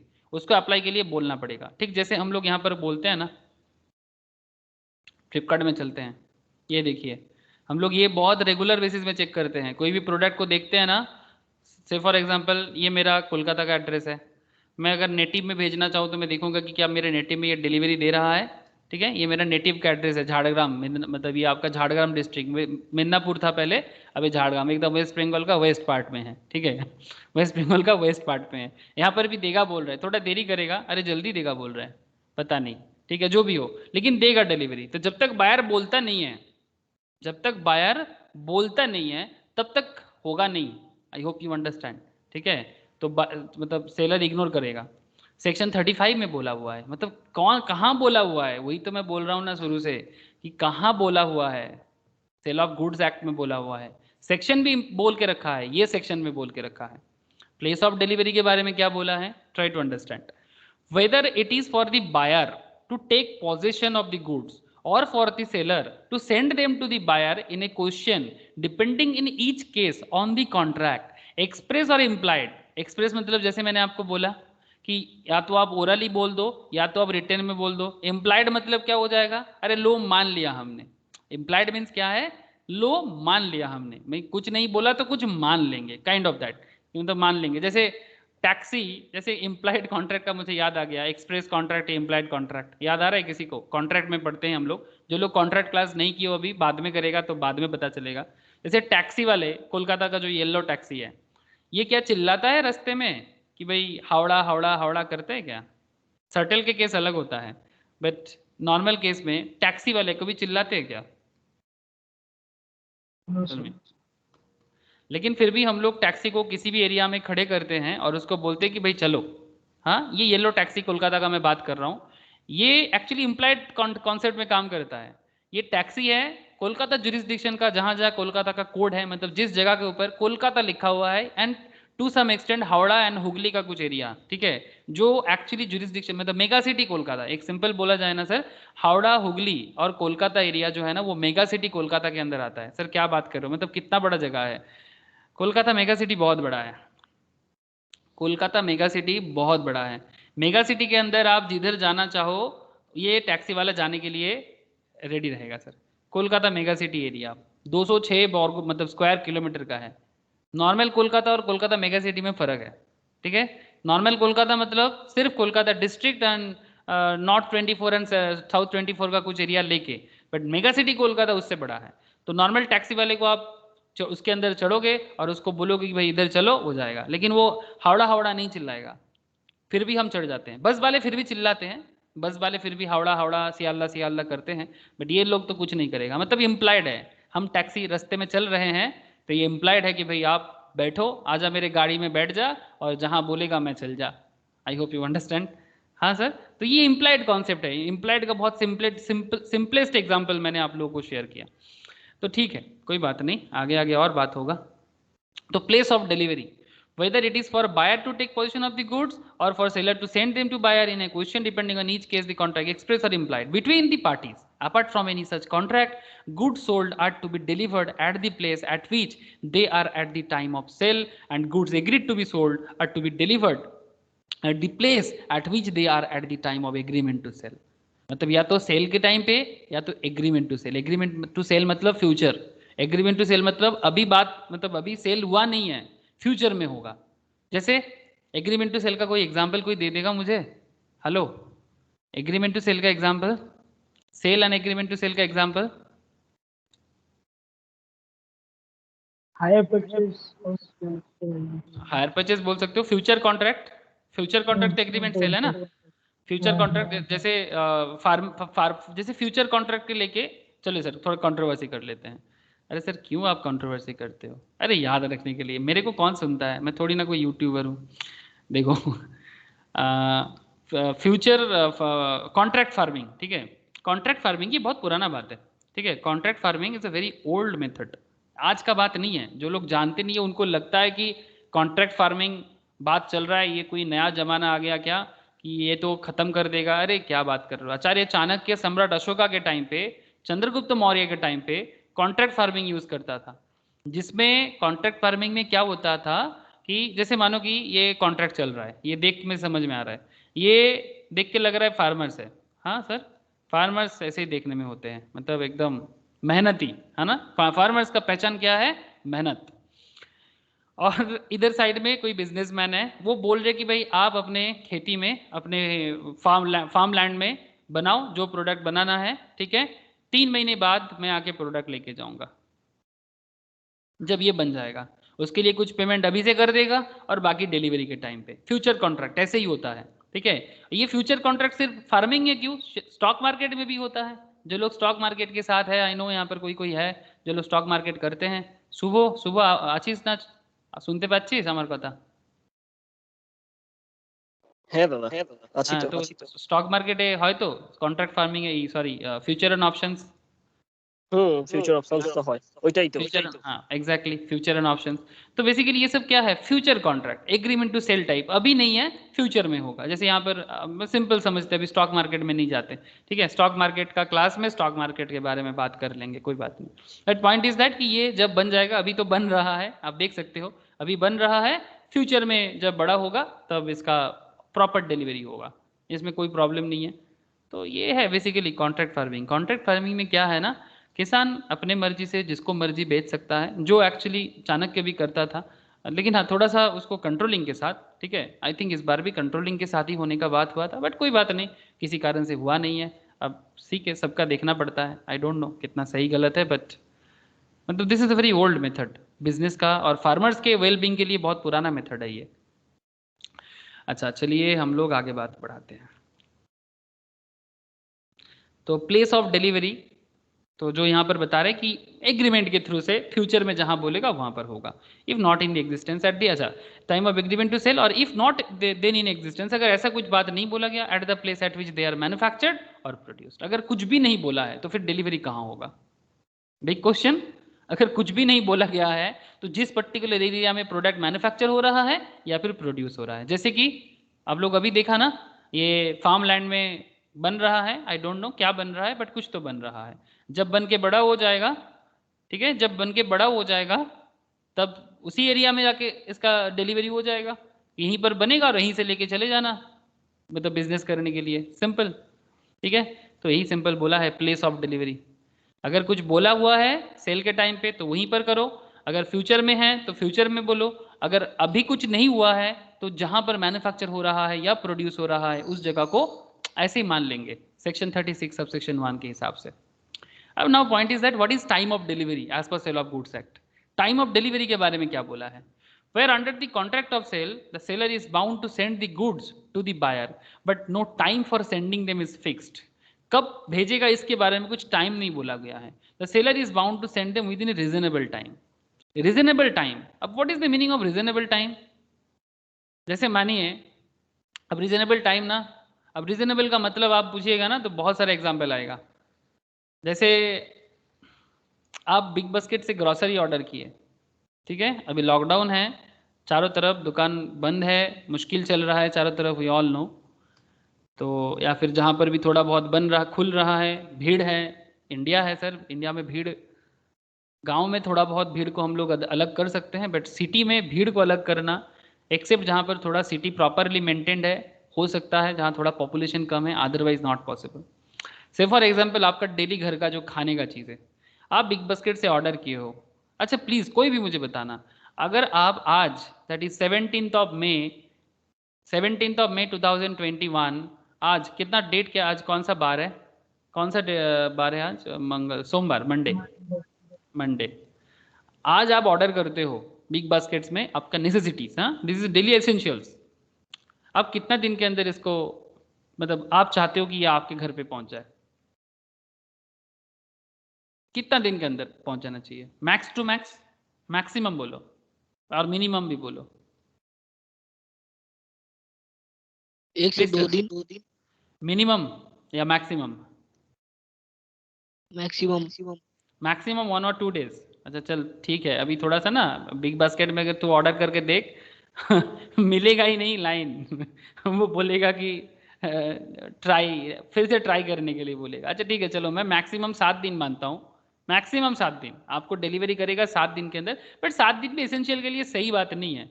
मैं विश्वजीत के साथ ही चलता हूँ, ठीक है, मैं इसको 3 दिन मानता हूँ, मिनिमम 1 दिन। अब मिनिमम मुझे 1 दिन के अंदर भेजिए और मैक्सिमम मुझे 3 दिन के अंदर भेजिए, बिकॉज एसेंशियल्स है, इसको बिना खा के तो इंसान मर ही जाएगा ना, बिकॉज ज़रूरत का चीज़ है। तो बात यह है कि reasonable time product to product vary करेगा, बिजनेस टू बिजनेस वेरी करेगा। आई होप क्लियर है रीजनेबल टाइम का मतलब। अब एक मोबाइल फ़ोन ऑर्डर किए हो, अब क्या सोचते हो, एक मोबाइल फ़ोन कितने दिन के अंदर आ जाना चाहिए आपके पास, या एक washing machine? 7 to 10 days। 7 to 10 days reasonable time है। अगर उसके बाद भी नहीं आता है, हाँ किसी को कुछ कहना है? हेलो, पूछ सकते हैं, कोई कुछ कहना चाहते हैं लगा मुझे। ठीक है कोई बात नहीं। तो आई होप इतना समझ आ रहा है कि रीजनेबल टाइम क्या होता है। ठीक है, तो ये लॉ भी बता के रखा है, लॉ भी बता के रखा है सेक्शन 36 में, सेक्शन 36 सब सेक्शन 2 में, कि भाई what is time of delivery. ऐसे टाइम के बारे में स्पेसिफिकली कुछ नहीं बोला गया, बिकॉज आप लोग जानते होंगे कि जो स्टेट टू स्टेट जब बिजनेस होता है ना, एक स्टेट से दूसरा स्टेट में जब बिजनेस होता है, जैसे कि आपको सिंपल बताता हूँ, महाराष्ट्र से बंगाल में मैं देखा रास्ते में, या बंगाल से पोटैटोज, बंगाल से बहुत सारा राइस वगैरह अलग स्टेट में जाते हैं, महाराष्ट्र से फ्रूट्स जैसे कि मैं जितना जानता हूँ कि आपका क्या बोलते हैं उसको, संतरा आता है नागपुर से, ठीक है, ऑरेंज, या फिर ग्रेप्स लाइक जिसको हम लोग अंगूर बोलते हैं, ठीक है, ये सब वेस्ट बंगाल में आते हैं। एक एरिया है उलूबेड़िया बोल के, ये आपका कहाँ आता है, NH6 में गिरता है। उलूबेड़िया बोल के एक जगह आता है NH6 में, कोलकाता से हार्डली 40-50 किलोमीटर दूर होगा, 50 किलोमीटर मैक्सिमम। तो इनका डिलीवरी का पोजिशन उलूबेड़िया में होता है। यहाँ पर आके वो ट्रक खाली होता है, ठीक है, ये ट्रक खाली होता है यहाँ पर आके। अब ये थोड़ी ना, ये तो रात को चलता है, बहुत स्पीड में भगता है, इतना जोर से चलता है ना क्या बताऊं। मैं तो इतना भी सुना हूँ किसी किसी से कि वो लोग स्टीयरिंग में पैर ही नहीं रखता, स्टीयरिंग के अंदर ना बड़ा बड़ा मोटा मोटा ब्रिक्स रख देता है, ब्रिक्स समझते हो ना, ईटा, ईटा रख देता है स्टीयरिंग पे, सिर्फ सॉरी मतलब एक्सेलेटर पे, और उनके हाथ पे सिर्फ स्टीयरिंग होता है। इतना फास्ट, क्योंकि जितना जल्दी पहुंचेगा उसके ऊपर उनको कमीशन मिलता है पर घंटे के हिसाब से, मैं जितना जानता हूँ 10,000 समथिंग इस तरह का कमीशन मिलता है। अब गलत सही I don't know, but seriously अब इसके बारे में टाइम का कुछ मेंशन नहीं है कि इतने टाइम के अंदर आपको पहुंचाना होगा डिलीवरी ऑफ गुड्स, बट फिर भी ये लोकली जैसा जैसा चलता है। जैसे महाराष्ट्र में मैंने देखा स्पेशली जो मतलब पच जाता है, ठीक है, उस तरह का प्रोडक्ट में इस तरह का कमीशन सिस्टम रहता है, स्पेशली फ्रूट्स में ऐसा मैं ज़्यादा सुना हूँ, ज़्यादा देखा भी हूँ। मतलब नेशनल हाईवेज में अगर थोड़ा सा आँख कान खोला रखेंगे तो आप लोग भी प्रैक्टिकली इस तरह का कनेक्ट हो जाओगे। आई होप बहुत लोगों को पता है, आई होप बहुत लोगों को पता है, ऐसा नहीं कि मैं अकेला जानता हूँ, आप लोग भी बहुत कुछ जानते हो। मैं तो बस करेंटली जो मुझे एग्जाम्पल समझ आ रहा है मैं बस आपको शेयर कर रहा हूँ, ठीक है। अच्छा, goods in position of a third party. अब धीरे धीरे देखिए और important area, goods in position of a third party, where the goods at the time of sale are in position of a third person, there is no delivery unless and until such third person acknowledges to the buyer that he holds the good on his behalf, provided that nothing in this section shall affect the operation of the issue or transfer of any document of title to goods, section 36 subsection 3। मतलब जहां पर goods third party के positions पे है, मतलब buyer और seller के बीच में और कोई आ गया, अब वो थर्ड पार्टी गुड्स लेके बैठा हुआ है, but the goods at the time of sale are in the possession of a third person, there is no delivery unless and until such third person acknowledge to the buyer that he holds the goods on his behalf। जब तक वो ये नहीं बोलता तब तक delivery नहीं हुआ। अगर थर्ड पार्टी बोल दिया बायर को कि भाई आपके बिहाफ में मैं गुड्स को होल्ड करता हूं, बात बन जाएगा। Provided that nothing in this section shall affect the operation of the issue और transfer of any document of title of goods. मतलब अगर टाइटल ऑफ गुड्स का ट्रांसफर वगैरह के बारे में कुछ अलग से बोला नहीं है तो फिर जैसे ही थर्ड पार्टी बोल देगा कि भाई मैं आपके बिहाफ में गुड्स को होल्ड करता हूं तो ऑटोमेटिकली इसको डिलीवरी मान लिया जाएगा। Time for tender of delivery, tender of delivery, demand for tender of delivery may be treated as an ineffectual unless made at a reasonable hour। what is reasonable hour is a question of fact। सही time पे आपको delivery का tender होना चाहिए। अब what is the reasonable hour, अब ये depend करता है। इमरजेंसी दवाई के केस में रीजनेबल आवर, अगर किसी के घर में डॉक्टर के घर में अगर आप रात को 2 बजे जाते हो दवाई लेने के लिए, या फिर अगर कोई इमरजेंसी मेडिसिन आपके घर में रात को 2 बजे पहुंचाता है तो कोई प्रॉब्लम नहीं है ना, बिकॉज वो रीजनेबल आवर है, बिकॉज जो पेशेंट है वो मर रहा है। आई होप यू अंडरस्टैंड। लेकिन नॉर्मल ग्रोसरीज के केस में रात को 2 बजे आके आपके घर में डिलीवरी करेगा, कैसा लगेगा आपको? आप क्या बोलोगे उसको, ये पागल हो गए क्या आप, रात को 2 बजे डिलीवरी कर रहे हो? लेकिन इमरजेंसी मेडिसिन के केस में आप क्या बोलोगे कि भाई अभी चाहिए, आपको अभी डिलीवरी करना है। आप बात समझे कि नहीं समझे? Hello, yes yes. तो यही सब कुछ कॉमन सेंस में भी काम लग जाता है। Expense for delivery, the expenses of and incidental to putting the goods into deliverable state must be borne by the seller. Deliverable state means goods बेचने लायक हो, जिसको डिलीवरी किया जा सकता है। इसके पहले मैं पुराने क्लासेस में भी बोल के रखा, in the absence of any contract और contrary. Delivery of wrong quantity, now एक इंपॉर्टेंट एक अच्छा एग्जांपल है, अगर आप रॉन्ग क्वांटिटी किसी को देते हो तो मतलब जितने का ऑर्डर दिया गया था सेलर ने कुछ गलत दे दिया, ठीक है, और फिर मुश्किल में पड़ गया। आप आपने ऑर्डर दिया था 1, आपके पास आ गया 2, तो क्या करेंगे फिर ऐसे केसेस पे? ठीक है, तो इसके बारे में 37 के सबसेक्शन 1 में, सबसेक्शन 2 में, सबसेक्शन 3 में, सबसेक्शन 4 में बोला गया है। एक एग्जाम्पल से पूरा कॉन्सेप्ट को समझ लेते हैं, एग्जाम्पल से पूरा कॉन्सेप्ट समझ लेते हैं। A agrees to sell 100 quintals of wheat, A agrees to sell 100 quintals of wheat, wheat मतलब आप लोग जानते हो गेहूं, ठीक है, गॉम, बांग्ला में हम लोग बोलते हैं इसको गॉम, हिंदी में बोलते हैं गेहूं, wheat. Agrees to sell 100 quintals of wheat to be, ऐसे ये अपना विश्वजीत तेरे मुजफ्फरपुर में अच्छा व्हीट होता है, तू बोल रहा था ना? Yes yes. हाँ, तो मैं मान कि मैं तेरे को ऑर्डर किया था कितना quintal, 100 quintals of wheat. Okay, अब देख तेरा नाम बी से ही है, ठीक है। A agrees to sell 100 quintals of wheat to be. अच्छा, मतलब तू तो बी है, मैं ए भी नहीं हूँ, ठीक है, मैं तो पी हूँ। अच्छा ठीक है, कोई बात नहीं, लेकिन तू मेरे को दे रहा है करेंटली हमारे एग्जाम्पल पे मुजफ्फरपुर से व्हीट आएगा बंगाल में, 100 quintals of wheat to be at ₹1000 per quintal. इतना दाम है क्या?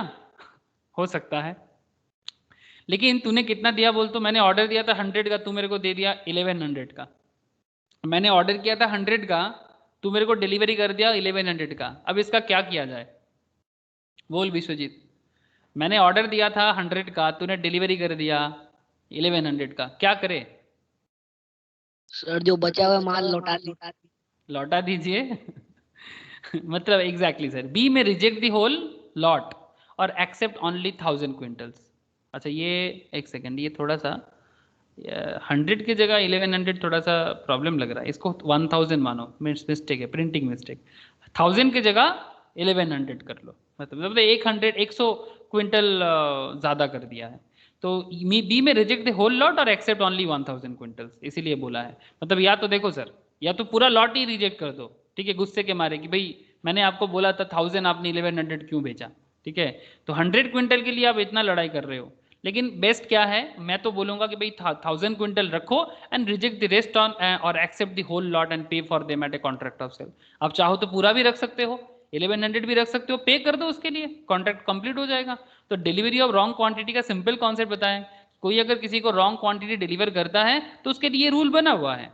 अगर फ्लिपकार्ट किसी को कोई चीज डबल भेज दिया, फिर डबल चार्जेस कर लिया, ठीक है, तो फ्लिपकार्ट तो या तो आप डबल ले लो, बात बन जाएगा, या तो फिर आप जो ऑर्डर किए थे वो ऑर्डर के लिए आप रखो, बाकी अमाउंट वापस कर दो, सिंपल बात है। আচ্ছা স্যার, तो ये हाँ बोलो सर बोलो। স্যার ধরুন এক্সট্রা ডেলিভারি হয়েছে, এখন যে ডেলিভারিটা করেছে ও চায় না এক্সট্রা যে ডেলিভারি করেছে ওটা ওর কাছে থাকুক, ও রিটার্ন চায়, ওটা কার কল হবে, যাকে দিয়েছে নাকি যে দিয়েছে? আর একবার মানে বলিস, সাপোজ আমি বুঝতে পারলাম না, মানে হ্যাঁ বল। হ্যাঁ বিশ্বজিৎ আর আমার সাপোজ ব্যাপারেই বল, হ্যাঁ বল। 1000 এর জায়গায় 1100 ডেলিভারি করেছে, হ্যাঁ এখন বায়ার বলছে 100 রিটার্ন করো, বাট সেলারটা পে করতে চায় 100 এর জন্য এক্সট্রা, বাট আচ্ছা, ও আই থিঙ্ক আরেকটা ডিল হয়তো আছে ওর, সো ও ওটা করতে চায় না এক্সট্রা 100টা, ওটা কলটা কার হবে যে আমি করবো নাকি না, সেলারটা নাকি বায়ারটা? सेलर का कॉल होगा, सेलर का करना चाहिए। सेलर का कॉल होगा। Good question, good question, I understand your question. आप लोगों को समझ में आया आयन का सवाल? आयन पूछ रहे हैं कि जैसे हमारे यहाँ कर 1000 क्विंटल मान के चलते, इसको 100 थोड़ा सा एबनॉर्मल फील हो रहा है। 1000 क्विंटल का ऑर्डर मैंने दिया था विश्वजीत को, विश्वजीत ने मुझे 1100 क्विंटल भेज दिया। मैं रिपीट कर रहा हूँ आयन, अगर मैं गलत होऊंगा तो फिर मुझे रेक्टिफाई करना कि मैंने विश्वजीत को 1000 क्विंटल बोला था, बट विश्वजीत ने मुझे 1100 क्विंटल दे दिया। मैं चाहता हूँ कि 100 क्विंटल रख लूँ, यही ना यस सर, आयन? Yes, मैं चाहता हूं कि 100 क्विंटल एक्स्ट्रा जो है मैं उसको रख लूं, ठीक है, जो मेरे कॉन्ट्रैक्ट के पार्ट में नहीं था। बट विश्वजीत चाहता है कि वो 100 क्विंटल वो मेरे को नहीं देगा, वो गलती से दे दिया, मतलब डिलीवरी कर दिया, बट विश्वजीत चाहता है कि वो 100 क्विंटल वो मेरे को डिलीवरी नहीं करेगा, बिकॉज उसका कोई दूसरा कॉन्ट्रैक्ट है। वेरी गुड आयन, ऐसा हो सकता है। और उस अगर वो मेरे को 100 दे देगा तो उसका 100 शॉर्ट हो जाएगा, ऐसा हो सकता है रियल लाइफ में।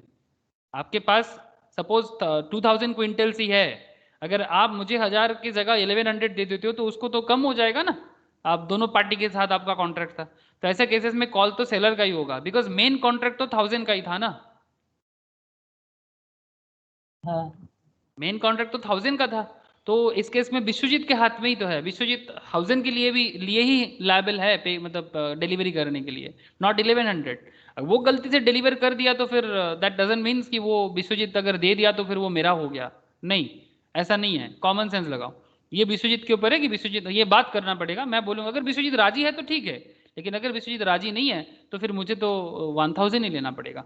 इसीलिए देखो सर, 3 पॉइंट आपको बोला है, बी में रिजेक्ट दी होल लॉट, या तो आप पूरा ही रिजेक्ट कर दो क्योंकि आपके मुताबिक नहीं हुआ है, और accept only 1000 quintals and reject the rest, और accept the whole lot and pay for them at the contract of sale. अगर विश्वजीत मानता है तो एक्सेप्ट तभी होगा अगर ऑफर विश्वजीत की तरफ से रहेगा। विश्वजीत बोलेगा अरे भाई भेज दिया, फिर 100 क्विंटल फिर से मुजफ्फरपुर भेजोगे क्या कलकत्ता से? हाँ विश्वजीत, फिर कलकत्ता से मुजफ्फरपुर जाने का ट्रांसपोर्टिंग कॉस्ट भी लग जाएगा।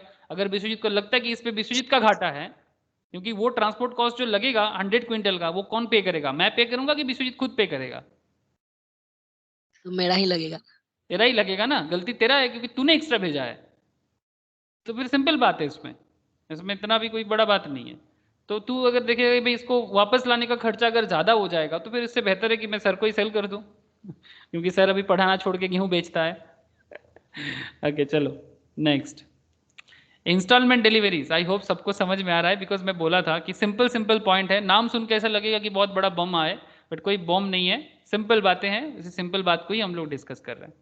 Instalment deliveries, unless otherwise agreed, the buyer is not bound to accept delivery in installment. The right and liabilities in access of the cases of delivery by installments and payments thereon may be determined by the parties of contract. अगर पहले से कुछ बोला नहीं है तो फिर instalment delivery के लिए बायर कभी भी रेडी नहीं रहेगा। इंस्टॉलमेंट डिलीवरी मतलब आप समझ रहे हो ना, कि मतलब जो भी प्रोडक्ट आपने ऑर्डर किया था वो पूरा एक बार में नहीं आ रहा है, पार्ट बाय पार्ट आ रहा है आपके पास। तो ये पहले से अगर डील हुआ है तो वो ठीक है, बट नॉर्मल केस में सेलर कभी भी इंस्टॉलमेंट डिलीवरी नहीं कर सकता। मतलब डिलीवरी बाय इंस्टॉलमेंट से फॉर एग्जांपल क्या बताऊं आपको, सपोज मानो आपने एक ट्रक ऑर्डर, एक गाड़ी ऑर्डर किया, पहले चक्का भेजा फिर गाड़ी का ढांचा भेजा, ऐसा नहीं कर सकता। या फिर आपने बेड ऑर्डर किया था, ठीक है, आपने कोई फर्नीचर या बेड ऑर्डर किया था, तो पहले वो क्या किया ना, से फॉर एग्जांपल बेड फर्नीचर, आपने कोई बेड ऑर्डर किया, वो क्या किया, पहले बेड का एक पार्ट भेजा आपको, ठीक है, फिर सेकंड पार्ट भेजा आपको, इस तरह से कर रहा है। लेकिन अगर पहले से किसी भी तरह का एग्रीमेंट नहीं बना हुआ है इंस्टॉलमेंट डिलीवरी का, तो इंस्टॉलमेंट डिलीवरी कभी भी बायर एक्सेप्ट नहीं करेगा। सिंपल बात है, अगर पहले से बोला है तो ठीक है। इंस्टॉलमेंट डिलीवरीज के बारे में सेल ऑफ गुड्स एक्ट यही बोल के रखा है सेक्शन 38 के मुताबिक। डिलीवरी टू कैरियर मतलब जो सामान लेके जाते हैं, subject to the terms of contract the delivery of the goods to the carrier for transmission to the buyer is prima facie. Prima facie means primary. जैसा कि मैंने आप लोगों को बोला था लास्ट क्लास में कि लॉ में लैटिन वर्ड बहुत यूज होता है, ठीक है, लैटिन मीन्स रोमन। ओके, रोम में 2 लैंग्वेज चलता था पुराने ज़माने में, और एक्चुअली ये सब यूरोपियन एजुकेशन सिस्टम है ना हम लोग करेंटली जो पढ़ रहे हैं, और इंग्लैंड जो है वो रोम से बड़ा कनेक्टेड है, बिकॉज यूरोप का जो लेटेस्ट हिस्ट्री अगर हम लोग देखेंगे तो सबसे ज़्यादा अगर कोई मतलब बड़ा साम्राज्य बना था वो रोम था, और रोम एडुकेशंस में, स्थापत्य में, बहुत सारा जगह में अपने आप को बहुत दूर तक बनाया था। इसीलिए ये इंग्लिश लॉ में भी वो लोग अपना जो रोमन जो लीगेसी है उसको छोड़ नहीं पाता। ये कॉन्सेप्ट इसी तरह से बना है सर, ठीक है। उसका हिस्ट्री में अभी बात नहीं करेंगे, फिर आप बोलेंगे सर आप हिस्ट्री क्लास ले रहे हो। मुझे बहुत पसंद है सर, हिस्ट्री में डिस्कशंस करना बहुत पसंद आता है, हिस्ट्री और ज्योग्राफी आई लव। इसलिए मैं कभी कभी सोचता, मैं सुबह के क्लास में भी बोल रहा था कि मन तो करता है कि सब छोड़ के सिर्फ हिस्ट्री और ज्योग्राफी में बात करूं। अच्छा ठीक है, चलिए सर। तो basically I hope you understand sir कि डिलीवरी टू कैरियर, ठीक है, subject to the terms of contract the delivery of the goods to the carrier for transmission to the buyer is prima facie deemed to be delivery to the buyer. मतलब ये career के पास है तो मतलब ये एक तरह का मान लिया जाता है कि ये बायर के पास ही जा रहा है, ठीक है। मतलब जो कुरियर सर्विस है जो गुड्स को कैरियर करके लेके जा रहा है, तो ये एक तरह का है कि भाई सेलर जब गुड्स को कैरियर में बिठा दिया, ठीक है, सपोज रेलवे में दे दिया। आप लोगों को मैं लास्ट क्लास में एक बताया था, याद है, कि रेलवे पार्सल वैन के थ्रू से कोई गुड्स आ रहा है आपका, याद है सर? रेलवे पार्सल वैन का एग्जांपल याद है आप लोगों को? रेलवे पार्सल वैन देखे हो ना आप लोग? इंडियन रेल का पार्सल वैन रेल में भी देखे होंगे शायद। Yes sir. हाँ यस सर, मालगाड़ी सर बेटा। नॉर्मल मालगाड़ी नहीं सर, ये थोड़ा सा मतलब ये मैं नॉर्मल मालगाड़ी का बात नहीं कर रहा हूँ। जो गुड्स ट्रेन होते हैं ना वो थोड़ा अलग होता है, जिसमें वो कोयला वगैरह आता है, स्टील वगैरह आता है, वो थोड़ा अलग होता है। इसके अंदर है ना सर पेपर्स, बुक्स, कोई भी चीज़ आ सकता है। जैसे हम लोग फ्लिपकार्ट के थ्रू से कपड़ा वगैरह जो भी लेते हैं ना, ये रेल के थ्रू से, फ्लाइट के थ्रू से आता है, ठीक है। आप जो गुड्स ट्रेन बोल रहे हो उसको तो मालगाड़ी बोलते हैं या गुड्स ट्रेन बोलते हैं, गुड्स ट्रेन। ये आप ऐसे बोल रहे हो शायद स्नेहाशीष, आप ऐसा ट्रेन का बात कर रहे हो, ठीक है। मैं पार्सल वैन का बात कर रहा हूँ, ठीक है। इसके अंदर भी वो हो सकता है, बट ये लोग तो ये तो गुड्स ट्रेन ही है, बट चलिए कोई बात नहीं, मैं पार्सल वैन में ही बात कर रहा हूँ। सपोज आपने कोई किताब ऑर्डर दिया था और वो किताब आपके कैरियर के थ्रू से पार्सल वैन के थ्रू से ऐसे आ रहा है आपके पास, ठीक है, पार्सल वैन के थ्रू से आ रहा है, लेकिन वो गुड्स रास्ते में डैमेज हुआ। सेलर ने तो गाड़ी में चढ़ा दिया था सर, सेलर ने ट्रेन के थ्रू से चढ़ा दिया था, लेकिन रास्ते में कुछ प्रॉब्लम हुआ। अब इस गुड्स का रिस्क किसके पास है? सेल हो गया, आपने पेमेंट भी कर दिया, वो सेलर ने क्या किया, गुड्स को कैरियर में बिठा दिया, या तो ये कैरियर में बिठा दिया या तो ये कैरियर में बिठा दिया। अब ये रिस्क किसके पास है? जिसका सामान है उसका। एकदम सर, सिंपल, बड़ा अच्छा बात बोला आपने, जिसका सामान है उसका, ठीक है। आप बोलोगे कि भाई आप अब इसमें किस्मत है सर, और क्या बोल सकते हैं, जिसका सामान है उसका, सेलर इसका रिस्पॉन्सिबिलिटीज नहीं लेगा। मतलब ये अगर पहले से कोई कॉन्ट्रैक्ट में बोला नहीं कि जब तक मेरे घर तक नहीं पहुंच जाता है तब तक सेलर का रिस्पॉन्सिबिलिटीज है, वो अलग बात, ठीक है। अच्छा, ये हो गया delivery to carrier, deterioration during transit से interesting point, where goods are delivered to at a distant place, थोड़ा दूर जा रहा है, the liability for deterioration necessarily incidental to the course of transit will fall on the buyer though the seller agrees to deliver at his own risk। Seller बोलते कि मैं अपने risk में पहुंचाऊंगा, बट फिर भी इसका जो बेसिकली मतलब बेसिक जो रिस्क है डिटोरिएशन का, वो बायर के ऊपर है। जैसे एक एग्जांपल देखिए, P sold to Q a certain quantity of iron rods which were to be sent by proper vessel, it was rusted before it reached the buyer। थोड़ा प्रॉब्लम आ गया मतलब रॉड पे, the rust of the rod was so minimal and was not affecting the merchantable quality. So minimal है, बेचने लायक है, मर्चेंटेबल quality means बेचने लायक है, मतलब जो मार्केट में सेलेबल कंडीशंस पे रहते हैं, जिसको बोलते हैं merchantable, okay. And deterioration was not necessarily incidental to its transmissions, it was held that Q was bound to accept the goods. यहाँ पर क्यू बोल नहीं सकता कि ये तो रस्ट हो चुका है, मैं नहीं ले सकता, नहीं सर। आप लोग अगर जो लोग कॉस्टिंग का पढ़ाई करते हो ना, या फिर जैसे chartered accountant, cost accountant and even company secretaries, उनका कॉस्टिंग का एक पेपर रहता है, सभी को आप लोग जानते होंगे। अब कॉस्टिंग में क्या होता है, कॉस्टिंग में क्या होता है, एक कॉन्सेप्ट होता है नॉर्मल लॉस का, सुने हैं आप लोग नॉर्मल लॉस के बारे में? जैसे से for example mustard oil, mustard oil transport होगा, मस्टर्ड ऑयल ट्रांसपोर्टेशन होगा ट्रेन में, ठीक है। मास्टर ऑयल का टीन होता है सर, टीना होता है ना सर, क्या बोलते हैं, master oil packaged,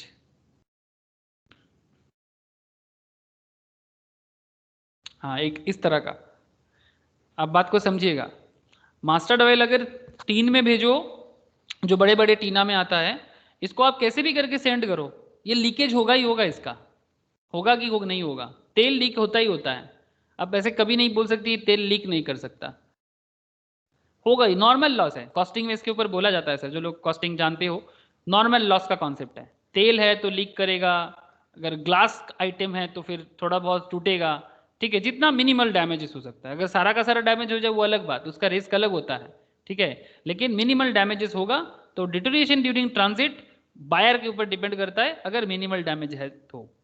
buyer right to examine the goods, और एक चीज, गुड्स जब पहुंचता है बायर के पास, where goods are delivered to the buyer who has not previously examined them. अब पहले आप चेक नहीं किए थे, अभी चेक कर रहे हो, पहले आपने चेक नहीं किया था बट अभी आप चेक कर रहे हो।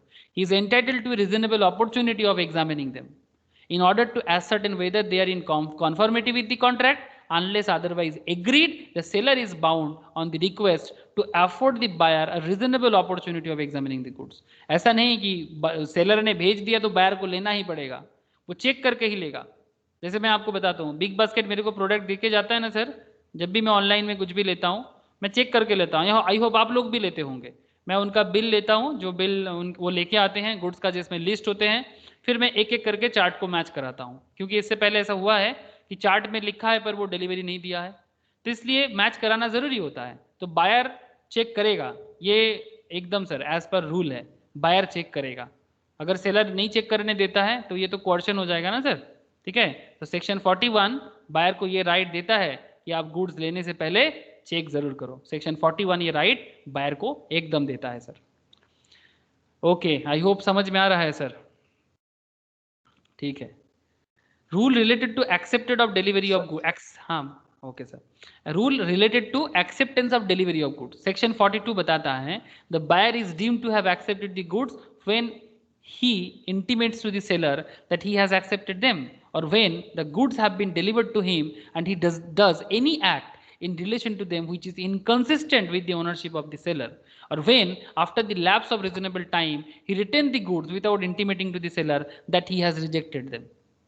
तो rule related to acceptance of delivery, I hope you understand. फिर से एक बार बताता हूं आप. The buyer is deemed to have accepted the goods, मतलब मान लिया जाएगा कि बायर गुड्स को एक्सेप्ट कर लिया है, मान लेंगे. डीम्ड मतलब क्या, लो मान लिया हमने, मुझे किसी से प्यार नहीं है. आप समझ रहे हो ना सर, एक गाना है ना, लो मान लिया हमने, ठीक है. तो इसी तरह से डीम्ड का मतलब क्या है, लो मान लिया. तो the buyer is deemed to have accepted the goods when he intimates to the seller, वो इंटीमेट कर रहा है that he has accepted them. तो ये डीम्ड है कि एक्सेप्ट कर लिया, मतलब वो गुड्स ले लिया. और when the goods have been delivered to him, और जब गुड्स उसको डिलीवर किया जा रहा है, and he does any act in relation to them which is inconsistent with the ownership of the seller, और when after the lapse of reasonable time, reasonable time अगर lapse हो जाता है और वो इसके बाद उसके टाइम पे इंटीमेट भी करता है, and he retain the goods without intimating to the seller that he has rejected them. मतलब मैंने रख लिया और मैंने ये भी नहीं बोला सेलर को कि भाई मैंने रिजेक्ट किया, तो इसका मतलब यही है कि मैंने रख लिया और मैंने रिजेक्ट भी नहीं किया, ये इंटीमेशन भी नहीं दिया. इसका सिंपल मतलब यही होता है कि ये गुड्स मैंने रख लिया, मतलब ये एक्सेप्टेंस है मेरा, दिस इज माई एक्सेप्टेंस. तो यही बात कह रहा है sir, rule related to acceptance of delivery of goods section 42 बताता है. एनालिसिस क्या है sir, acceptance is deemed to take place when the buyer intimates to seller that he had accepted the goods, does any act to the goods which is inconsistent with the ownership of the seller, and retain the goods after the lapse of reasonable time without intimating to the seller that he has rejected them. जो मैंने अभी बोला उसी को थोड़ा summary किया है. Buyer not bound to return rejected goods. Buyer not bound to return rejected goods. अगर उसने रिजेक्ट किया तो उस रिजेक्टेड गुड्स को रिटर्न करना बायर का रेस्पॉन्सिबिलिटी नहीं है. सेक्शन 43 बताता है, अनलेस अदरवाइज एग्रीड, अगर पहले से एग्रीमेंट ऐसा नहीं बना हुआ है, where the goods are delivered to the buyer and refuses to accept them, having the right so to do, he is not bound to return them to the seller, but it is sufficient if he intimates to the seller that he refuses to accept them. Say for example, मैंने आप लोगों को एक example दिया था, Amazon में मेरा एक ऐसे कहानी हुआ था. मैंने अमेजन से एक ट्राउजर ऑर्डर किया था, ठीक है, और वो ट्राउजर कुछ फिटिंग इश्यूज आया था. तो मैंने जब अमेजन को बोला कि आप लेके जाओ, पुराना बात है सर, 10 साल पुराना बात कर रहा हूँ, तब इन लोगों का ना ये वाला कॉन्सेप्ट बहुत कम था कि अगर आप डिलीवरी नहीं लेते हो तो रिजेक्ट करते हो तो वो लोग आके आपके वहाँ से फिर से रिटर्न लेके जाएगा. ये रिटर्न का कॉन्सेप्ट ना बहुत अच्छा नहीं था. तो अमेजन मुझे बताया था कि आप किसी कुरियर कंपनी के थ्रू से बैंगलोर भेज दो हमारे ऑफिस में, तो आपको रिटर्न मतलब जो अमाउंट रिटर्नेबल अमाउंट है वो मिल जाएगा. लेकिन मैंने और झमेला नहीं लिया, ये तो एक ट्राउजर का केस था तो मैंने झमेला नहीं लिया. अगर कोई लाख, 1.5 लाख, 2 लाख का केस होता, या 10 लाख, 20 लाख या करोड़ों का केस होता, तो क्या मैं चुपचाप रहता? मैं ऑब्वियसली कुछ ना कुछ करता. लेकिन रूल बताता है कि अगर कोई रिजेक्ट करता है तो बायर रिजेक्ट कर सकता है, बट गुड्स को रिटर्न करना नॉर्मली उसका रिस्पॉन्सिबिलिटीज नहीं है, अनलेस अदरवाइज एग्रीड, अगर पहले से इसके बारे में कुछ एग्रीमेंट नहीं बना है. तो liability of buyer for neglecting और refusing delivery of goods, another important area sir, section 44, liability of buyer for neglecting or refusing delivery of goods. When the seller is ready and willing to deliver the goods and request the buyer to take delivery, buyer को request कर रहा है कि भाई delivery ले लो, and the buyer does not within a reasonable time after such request take delivery of the goods, he is liable to the seller for any loss occasioned by his neglect or refusal to take delivery, and also for a reasonable charge for the care and custody of the goods, provided further that nothing in this section shall affect the right of the seller for the neglect or refusal of the buyer to take the delivery amounts to a repudiation of the contract. मैं आपको फिर से एक बार section 44 समझाता हूँ, बात को ध्यान से सुनिए. Liability of buyer for neglecting और रिफ्यूजिंग डिलीवरी ऑफ गुड्स, ठीक है. मतलब सिंपल बोलते हैं सर, सब seller is ready and willing to deliver the goods, seller ready है, फ्लिपकार्ट रेडी है कि वो आपको गुड्स डिलीवर करेगा, and request the buyer to take delivery, आपको बोल रहे कि भाई हम आज डिलीवरी करने आ रहे हैं, आप डिलीवरी ले लेना, and the buyer does not within reasonable time after such request take delivery of goods, जितने टाइम के अंदर आपको डिलीवरी लेना था आपने लिया नहीं. सिंपल बात है. He is liable to the seller for any loss occasioned by his neglect or refusal to take delivery, and for a reasonable charge for the care and custody of the goods. कौन रखा था आपका goods का care? Seller रखा था. मैंने आप लोगों को एक कहानी बोला था, याद है? जोमेटो का केस. हाँ सर, मेरा ही एक स्टूडेंट किया था. वो मेरे को बोला था कि मैंने ऐसा किया, जोमेटो में खाना ऑर्डर किया, याद है सर आप लोगों को, मैंने शायद कहानी सुनाया था सेल ऑफ गुड्स में ही, कि जोमेटो में खाना ऑर्डर किया, जोमेटो वाले खाना लेके आता है और ये बंदा भाग जाता है। हाँ सर, याद आ रहा है क्या आप लोगों को? बोलो ना, याद नहीं आ रहा है? जोमेटो में खाना ऑर्डर करता है और वो बंदा खाना ऑर्डर करके भाग जाता है। तो जोमेटो वाले में आप खाना ऑर्डर किए थे, तो एक्चुअली आपने पेमेंट नहीं किया था, तो क्या हुआ, लेकिन आप उसका बायर बनने के लिए रेडी था, तो एक्चुअली जोमेटो बाद में क्या किया था जानते हो? जोमेटो बाद में उसको ब्लॉक कर दिया था और फर्दर उसका कभी भी ज़रूरत में भी उसका डिलीवरी मतलब नहीं लिया था। फिर उसको जोमेटो में फ़ोन करके स्पेशल रिक्वेस्ट डालना पड़ा उसको, मतलब रिक्वेस्ट डालने के बाद वो बोला कि फर्दर ऐसा मैं नहीं करूंगा, फिर जाके जोमेटो उसको कंसिडर किया था फर्दर डिलीवरी करने के लिए। तो यहाँ पर भी वही बात कर रहे हैं, आपने ऑर्डर करके आप भाग जाओगे बोलने से थोड़ी ना होगा, ऑर्डर किए हो तो लोना लेना पड़ेगा ना सर। लेकिन सेलर आपका प्रोडक्ट लेके कैरियर घूम रहा है, आपका प्रोडक्ट का कस्टडी ले रहा है, तो उसके लिए अगर कुछ डैमेजेस भी होगा तो वो आपसे ही ले जाएगा सर, कौन देगा? बायर ही देगा। I hope liability of buyer for neglecting और रिफ्यूजिंग डिलीवरी ऑफ गुड्स। इसीलिए आप लोग एक चीज समझ रहे हो सर, जितना सारा पॉइंट हम लोगों ने पढ़ा, everything is very connected with our daily life. क्या मैंने सही बोल रहा है ना sir? Everything is connected with our daily life.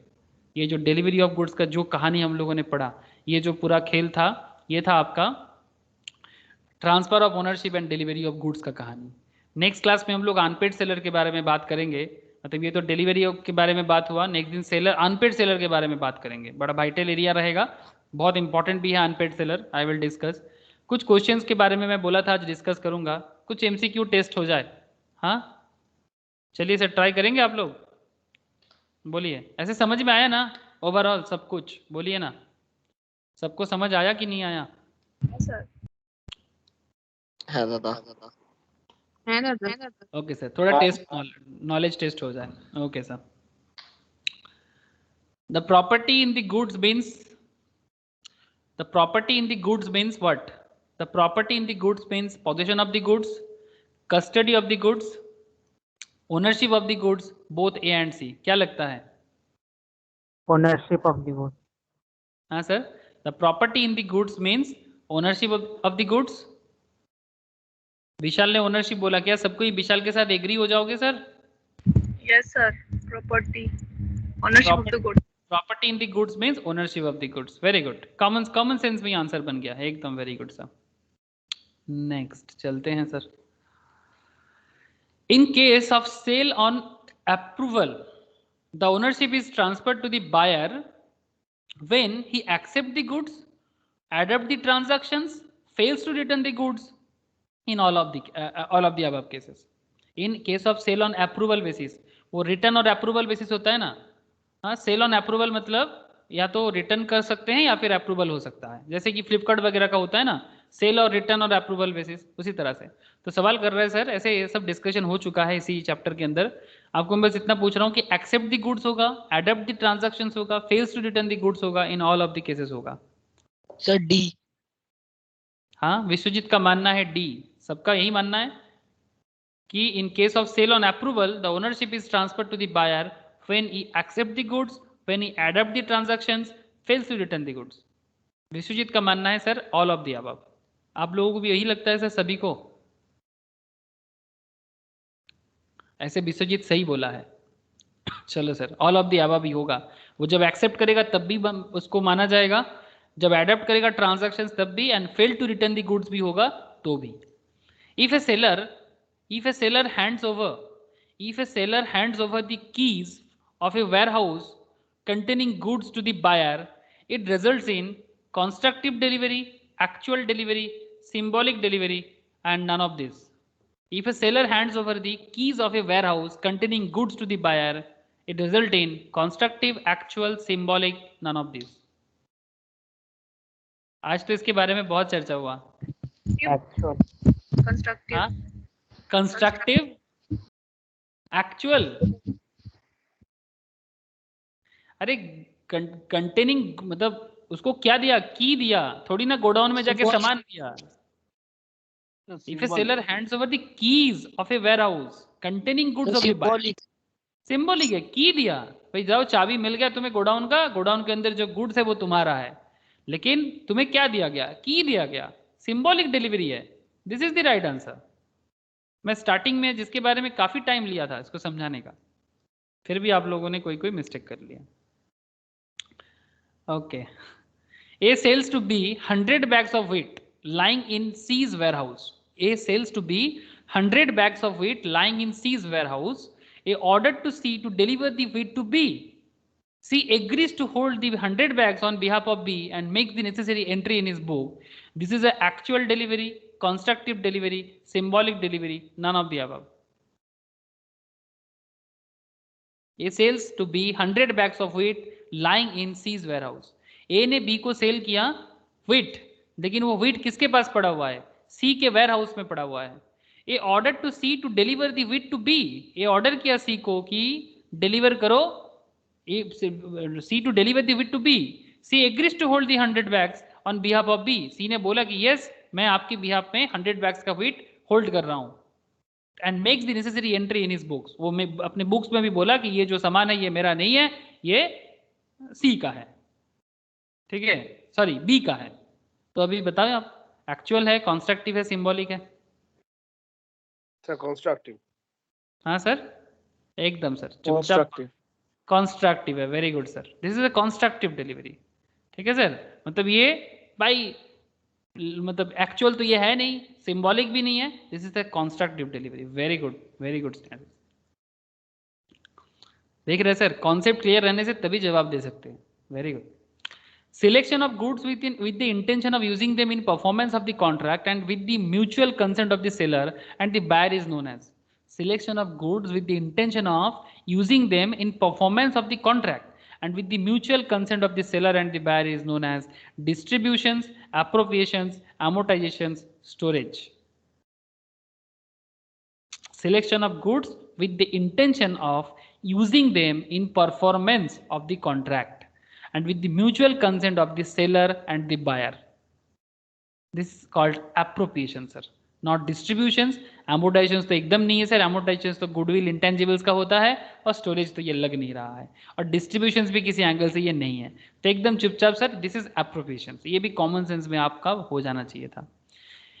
In contract of sale of goods, if the seller is not the owner of the goods, then the title of the buyer shall not be same as that of seller, be same as that of the seller, be better than that of the seller, none of the above। क्या लगता है?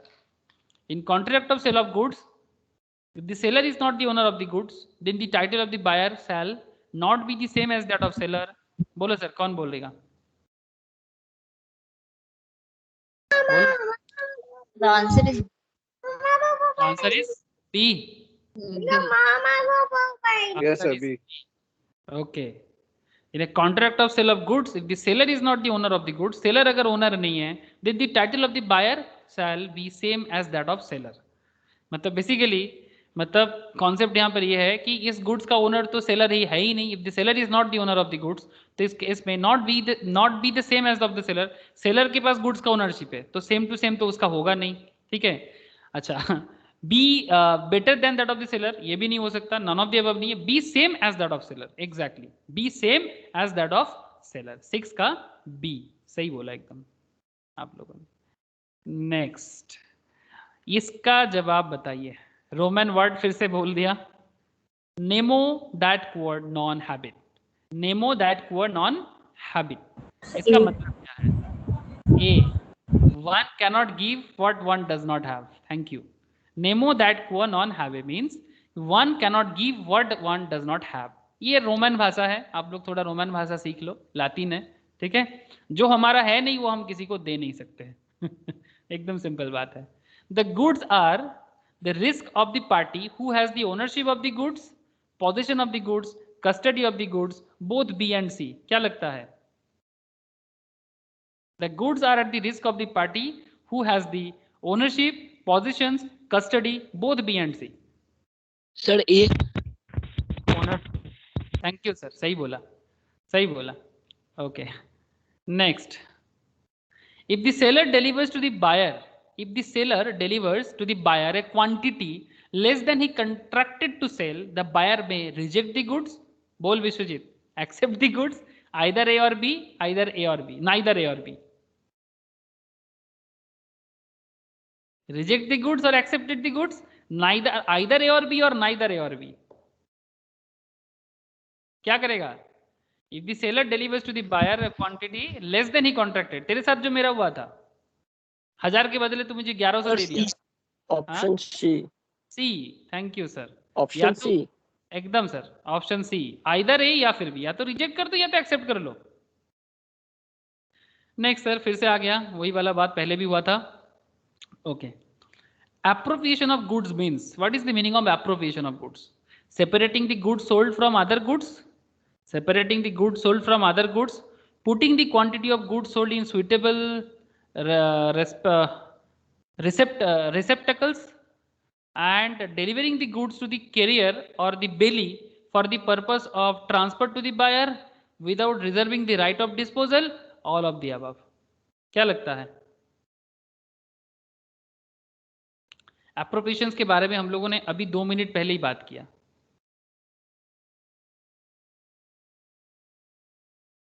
Separating the goods sold from the other goods, ठीक है. Putting the quantity of goods sold in suitable receptacles, मतलब जिसके लिए जो ठीक ठाक से सजाना चाहिए वो कर देना चाहिए, एप्रोप्रिएट करना basically. Delivering the goods to the carrier or other bailee for the purpose of transmissions to the buyer without reserving the right of disposals. ये ऑल ऑफ द अबव होना चाहिए, एकदम चुपचाप ऑल ऑफ द अबव होना चाहिए. And point 11, which of the following is true as regard delivery of goods in installment as provided under Sale of Goods Act? The buyer is bound to accept the installment deliveries only in case of perishable goods. The buyer is bound to accept the installment deliveries only in case of sale of goods by the descriptions. The buyer is bound to accept the installment deliveries only if agreed between the parties, and delivery of goods can't be made in installments. Which of the following is true as regard of delivery of goods in installment as provided under the Sale of Goods Act? 11 क्या होना चाहिए? अगर आप ठीक से सोचिएगा तो point C is the best answer. ऐसे delivery of goods can't be made in instalments बोलते हैं, बट फिर भी the buyer is bound to accept the instalment deliveries only if agreed between the parties. अगर एग्रीमेंट है तो फिर क्यों नहीं मिलेगा, है ना? तो दिस इज द राइट, एकदम परफेक्ट आंसर है. अगर ए और बी देखिएगा आप, the buyer is bound to accept the instalment deliveries only in case of perishable goods, नहीं, ऐसा कोई बात नहीं है. The buyer is bound to accept the instalment deliveries only in case of sale of goods by description, ऐसा भी कोई बात नहीं है. This is the perfect answer. The buyer is bound to accept the installment deliveries only if agreed between the parties. Okay. मुझे कुछ question आज ऐसे ही क्विज करना था तो मैंने किया. कुछ डिस्क्रिप्टिव क्वेश्चंस भी है मैट के अंदर, आप लोग जाइए डिस्क्रिप्टिव क्वेश्चंस को थोड़ा सा गो थ्रू कीजिए, ठीक है. अगर कॉन्सेप्ट पता है तो डिस्क्रिप्टिव भी समझने में दिक्कत नहीं करेगा, डिस्क्रिप्टिव भी समझने में एकदम दिक्कत नहीं करेगा. ओके, आई होप सबको समझ में आया होगा. हाँ सर. Yes sir. ओके, ठीक है, आराम से घर में गो थ्रू कीजिए चैप्टर को, ठीक है. फिर नेक्स्ट दिन हम लोग अनपेड सेलर के बारे में बात करेंगे. जिन लोग का ये चैप्टर बीच में लग रहा है उनको मैं बैकअप क्लासेस जब प्रोवाइड कर दूंगा तो वो लोग एट पार हो जाएगा. बट नेक्स्ट लॉ क्लास में हम लोग अनपेड सेलर के बारे में डिस्कस करेंगे. आई होप सबको समझ में आया होगा डिटेल अच्छे से. हाँ, साक्षी, स्नेहाशीष, रोशनी, प्रिया, জয়দীপ বোঝা গেছে? জয়দীপ, হ্যাঁ স্যার.